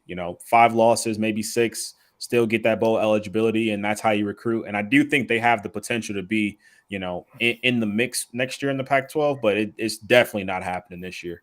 I gotta shout out some of John Suggs' comments. John Suggs has been on fire. He's on the Sports Empire page, so I can't post them on here, but I can read them. He said, "Who said Colorado beat TCU first game? TCU beats Colorado." He said, "I'll give you $10,000 if Colorado wins more than 6 games." And he said, "Nope. That's crazy. Deion will not make Colorado into a top program in the Pac-12 or the Big 12 because in 2 to 3 years he will transfer to Florida State."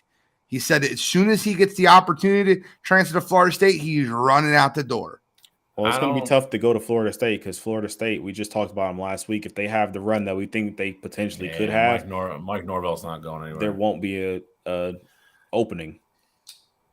And I don't know if Deion's going to want to go to Florida State if they. Well, I mean, he's going to Colorado now, so I guess that ain't going to bother him that much. But they join possibly the Big Ten, like you're talking about. It'll be another jump.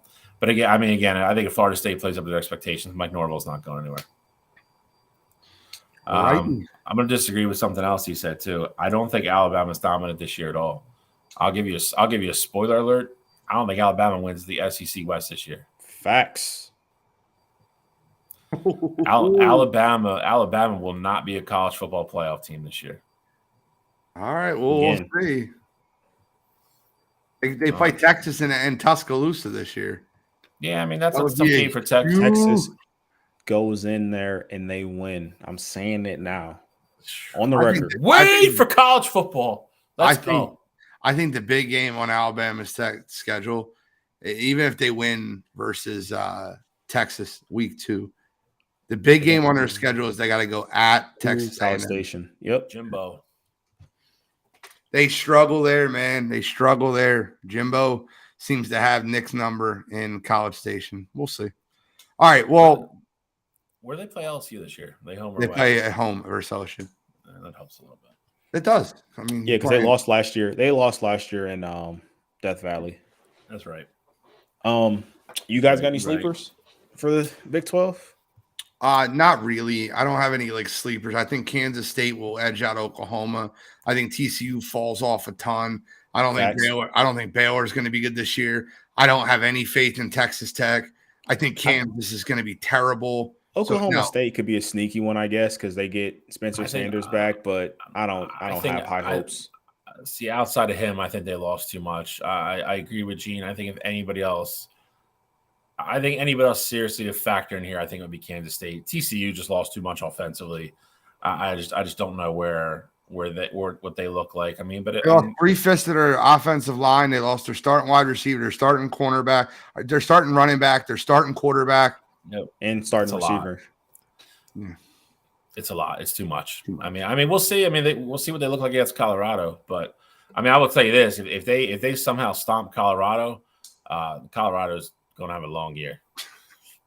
It's a long year. Is that game truly home, or is that like a neutral site? And I think it's neutral. I'll check because it sounds like it'll be a fun neutral site game. I think it is a neutral. I'll check for you guys. All right. It says at TCU, but let me see if it's where are they playing?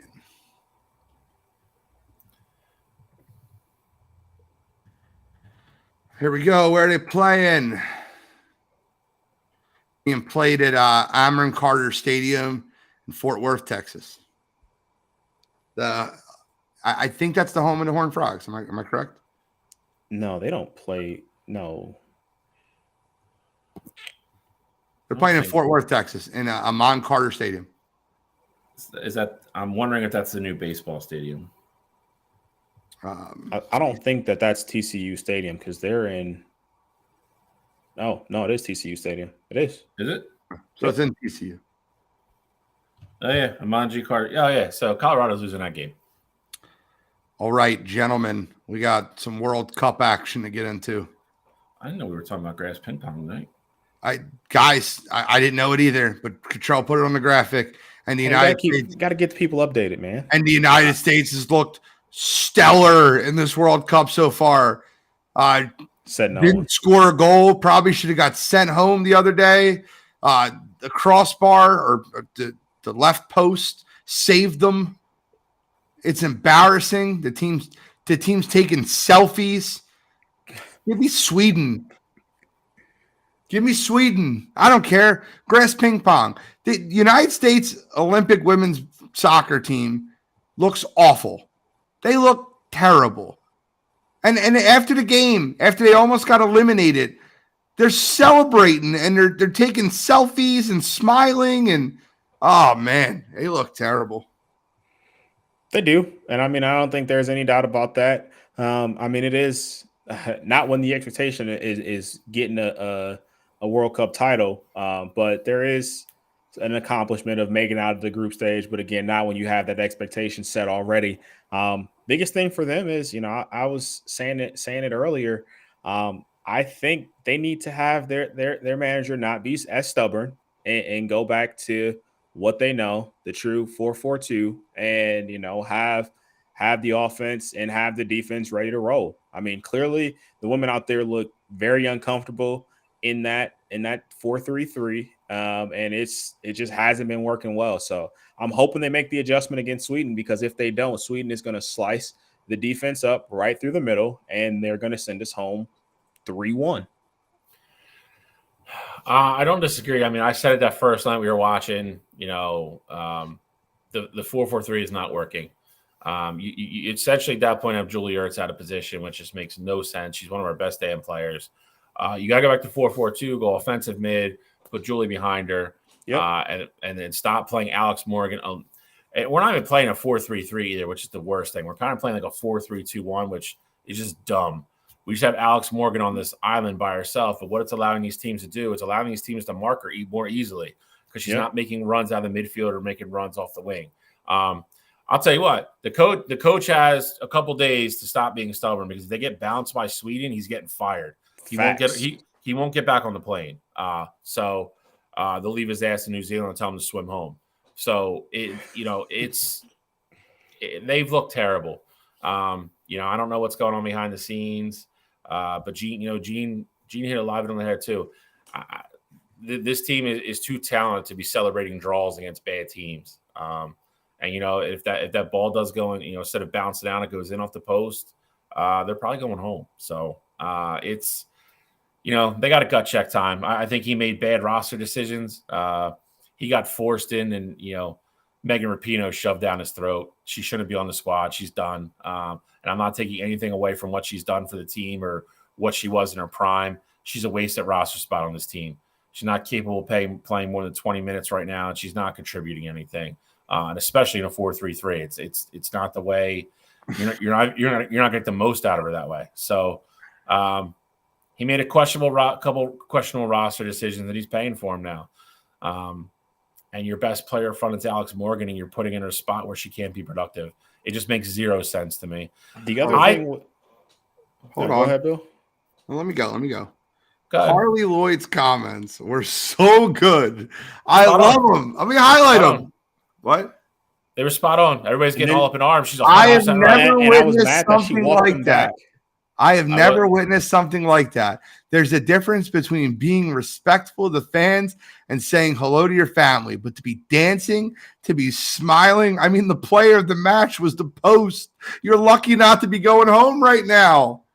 100% right. She was 100% right. And like I said, the only bad thing I got to say about Carly Lloyd is, she got called out for it and she kind of walked it back.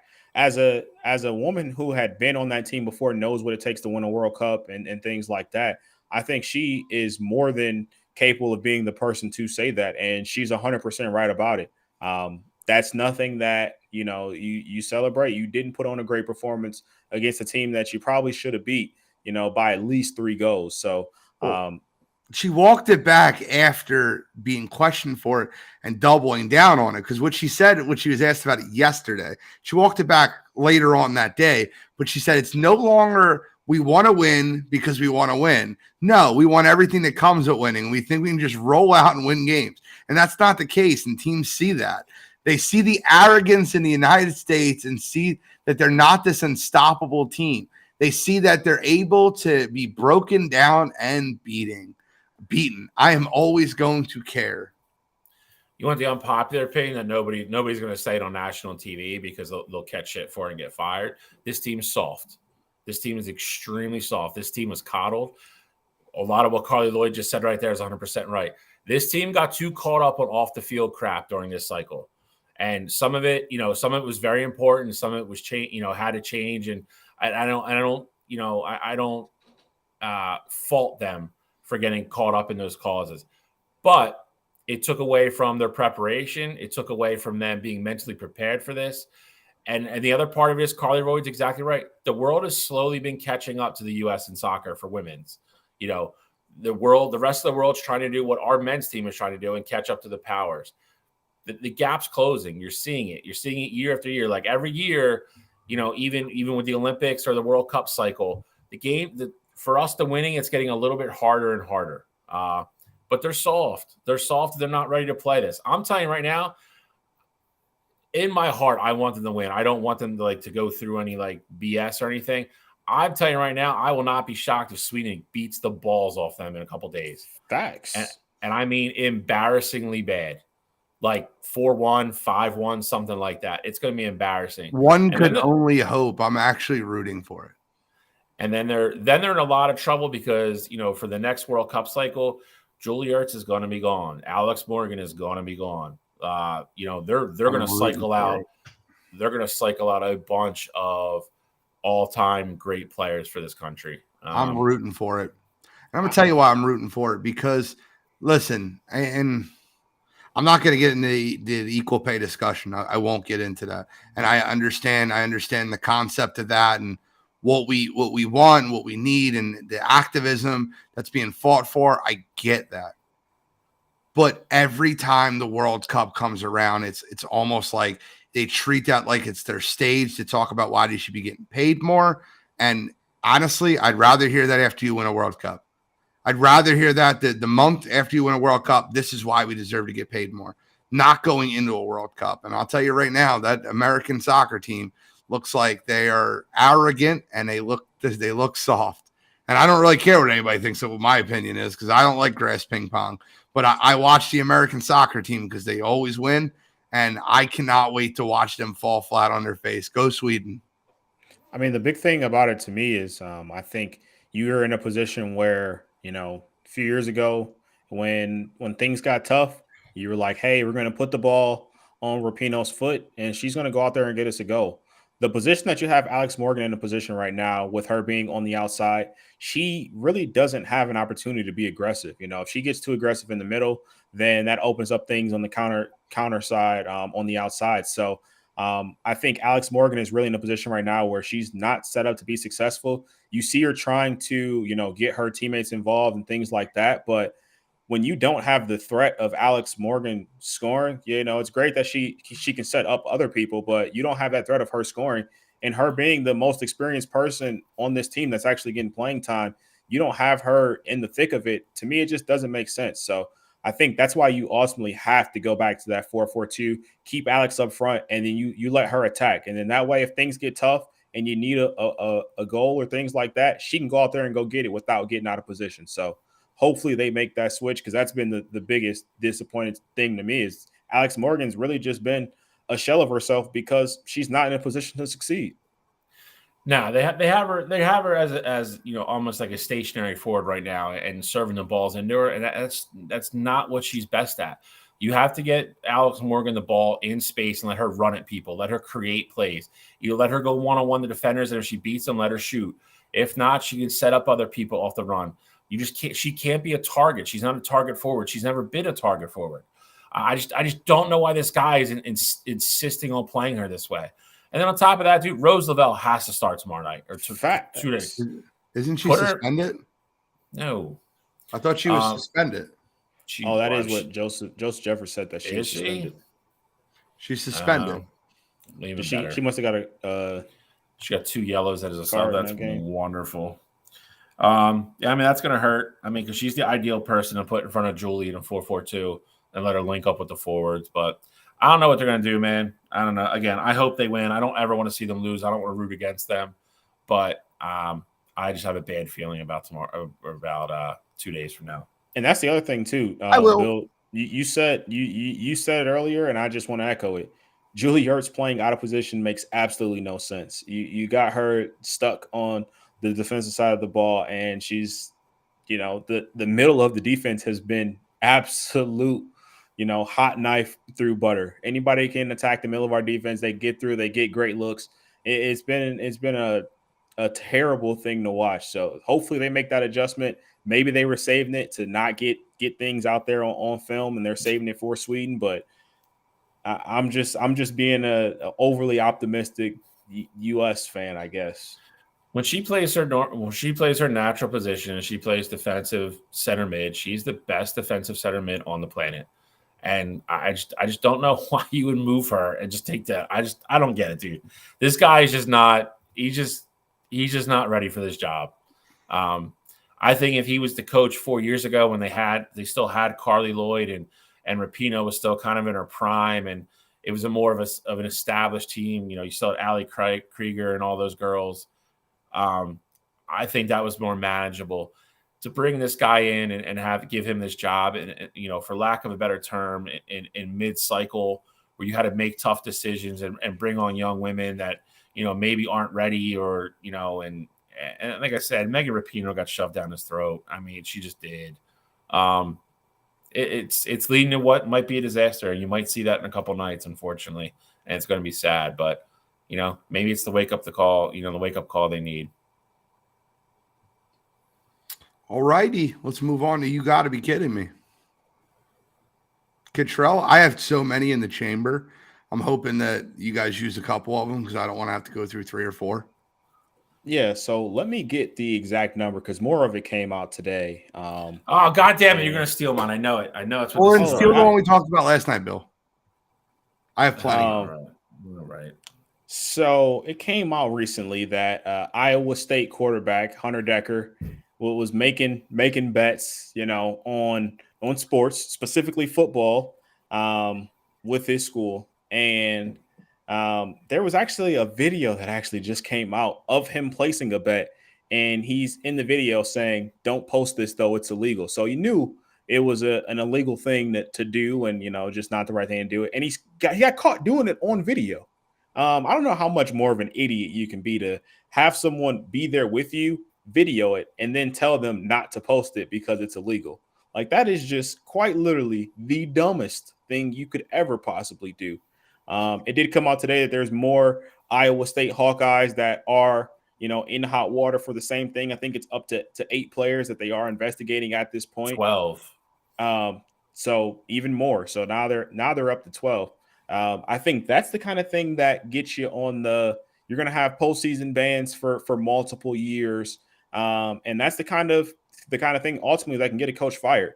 We talk on the show all the time throughout the past couple of years about how much we like Matt Campbell and we like what they do there at Iowa State. But that's the kind of thing that can get you out of a job, as fast as possible. So not saying it's his fault necessarily, but I'm just saying that puts the spotlight on you and you're in control of those college kids. So this week for me, Iowa State just having dumb decision after dumb decision. You get 12 of your guys roped into this, spearheaded by this quarterback that was caught on video making an illegal bet.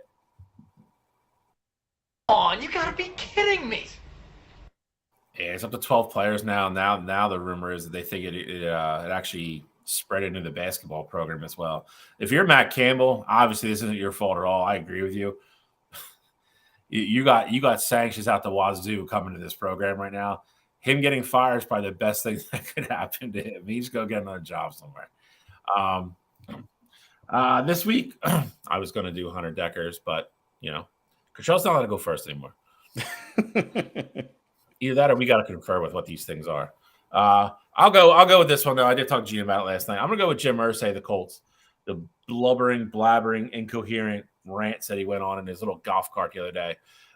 You pretty much just alienated the best player, your franchise player that you had, other than Quentin Nelson and Shaquille Leonard. But I think it made no sense to me. A, you didn't have to say anything publicly at all, so let's start there. But then B, for you to take the public stance to go against your star running back was just it was incredibly stupid. And then you acted surprised when the next day Jonathan Taylor and his camp are like, you know what, trade us, get us the hell out of here. We don't want to be here anymore. These owners that try to be too involved in their teams got to stop. Jim Irsay has a long track record of saying the wrong thing at the wrong time. This is not the first time this has happened. If you're Chris Ballard, the GM, I would have resigned yesterday already. You look at the guys this guy is drafted and brought in here and moves he's made, some of which have been directly submarined by things that Jim Irsay have said. He's wrecked a team that Chris Ballard's put together. It's just another long line of embarrassing black eyes for the Indianapolis Colts. Irsay's had his own, fair share of personal problems off the field as well. You can just tack this onto the list. I don't think Jonathan Taylor plays for the Colts this year. I really don't. Trade market out there is probably not the best for him right now. But all the guy wanted was to feel loved and feel valued by the organization that drafted him. And Jim Irsay blew that up in about a 3-minute soundbite. So for me this week, Jim Irsay screwing over your own team again. On, you gotta be kidding me. There's a lot I can go with this week. There's a couple UFC ones, boxing one.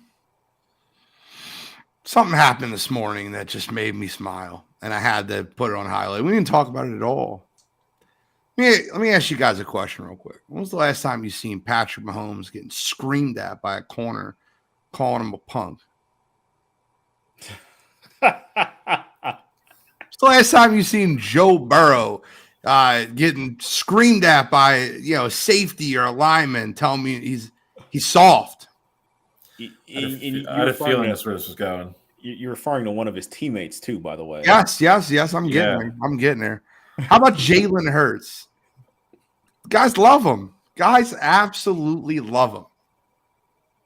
Let's move on to Dak Prescott. Dak Prescott went public in the media. First of all, when you have a bad season, I'm going to help you guys. Hear me, athletes. Listen with your ears. When you have a bad season, I don't need you in the media telling me you're not going to have another bad season. When you throw a ton of interceptions, I don't need you in the media saying, I'm not going to throw this many interceptions again. Because every time you do in practice, it's going to get highlighted. Dak Prescott underthrew one of his receivers by about 15 yards that got picked off. Had a really rough day at practice, threw 2 picks in 7-on-7. And then Trayvon Diggs, star cornerback for the Dallas Cowboys, just looking for a payday. Didn't he just get paid? You got it. He just got paid. Just got paid. Just got a contract. He was feeling a little froggy. Gets right in Dak Prescott's face and calls him a bitch. Use a bitch to Punk Dak ass Prescott. What? Punk ass bitch.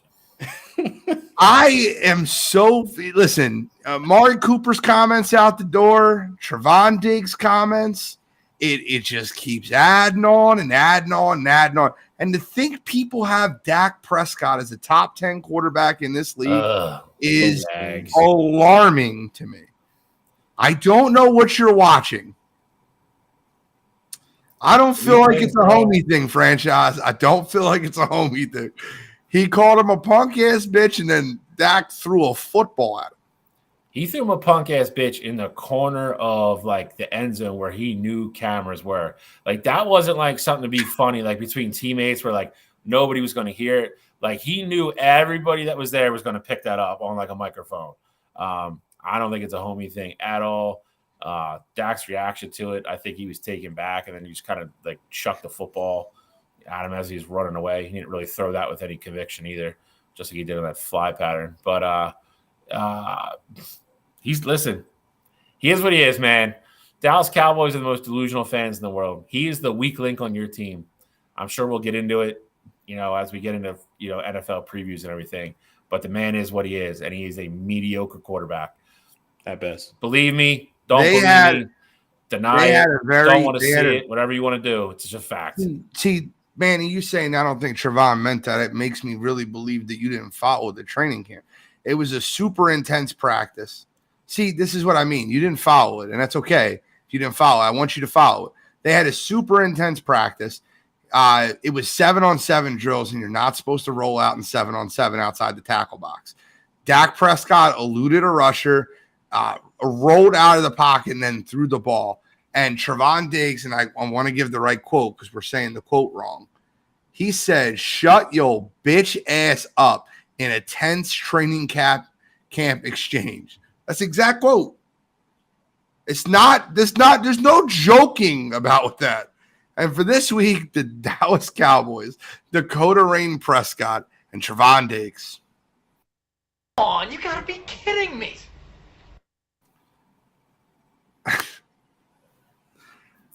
What was he? The white Kirk Cousins? What was he? Black Kirk Cousins from Amari Cooper? That was Amari Cooper's comments.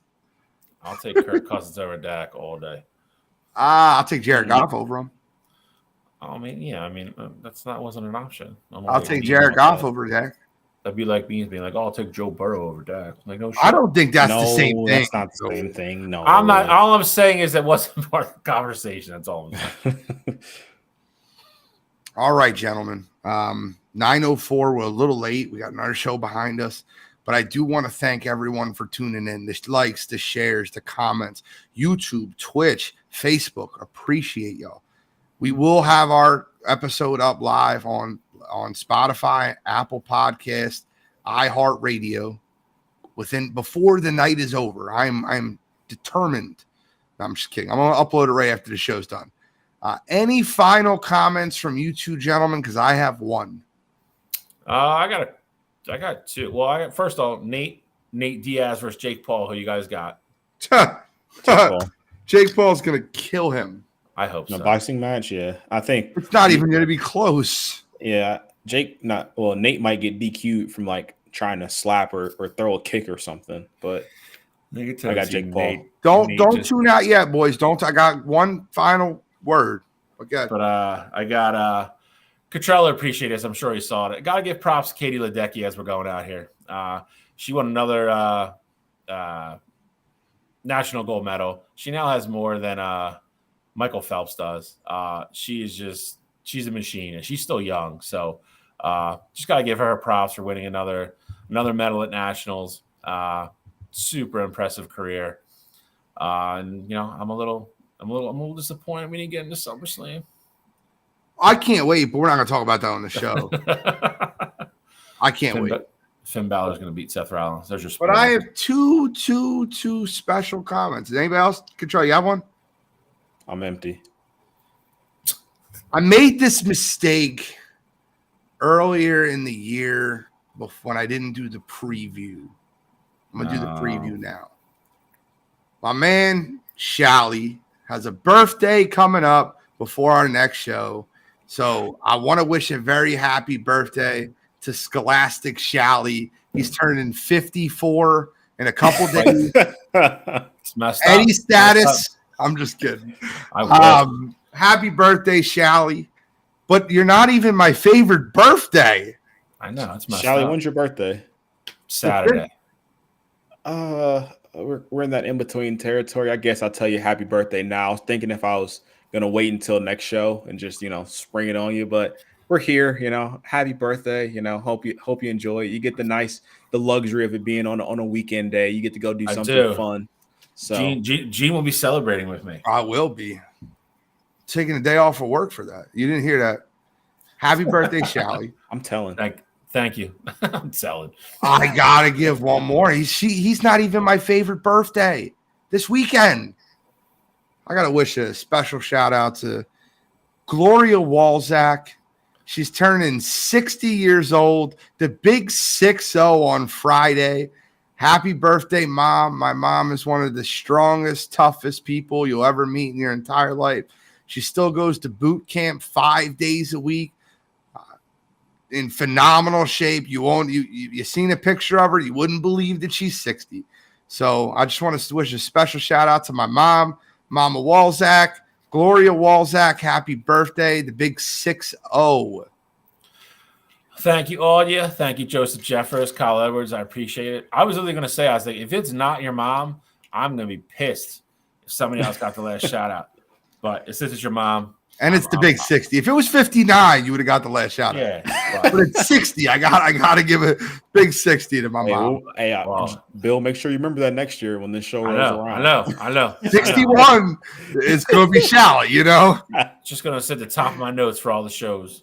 Oh, man. But happy birthday, Mama Walzak. I hope you have a great day. Absolutely. Echoing the same sentiments. Yeah. You have a fun weekend. Sounds like both of you. Oh, it would be a great weekend. Friday, Saturday, and Sunday. I got a lot of stuff loaded. But I want to thank you guys for tuning in this week. Thank you guys for listening. Please give us a download on Spotify, Apple Podcasts, iHeartRadio, or wherever you listen to podcasts. I'm Wire to Wire Gene, the NFL genius. That's College Cottrell, Scholastic Shally, and this is Wire to Wire, and we are signing out.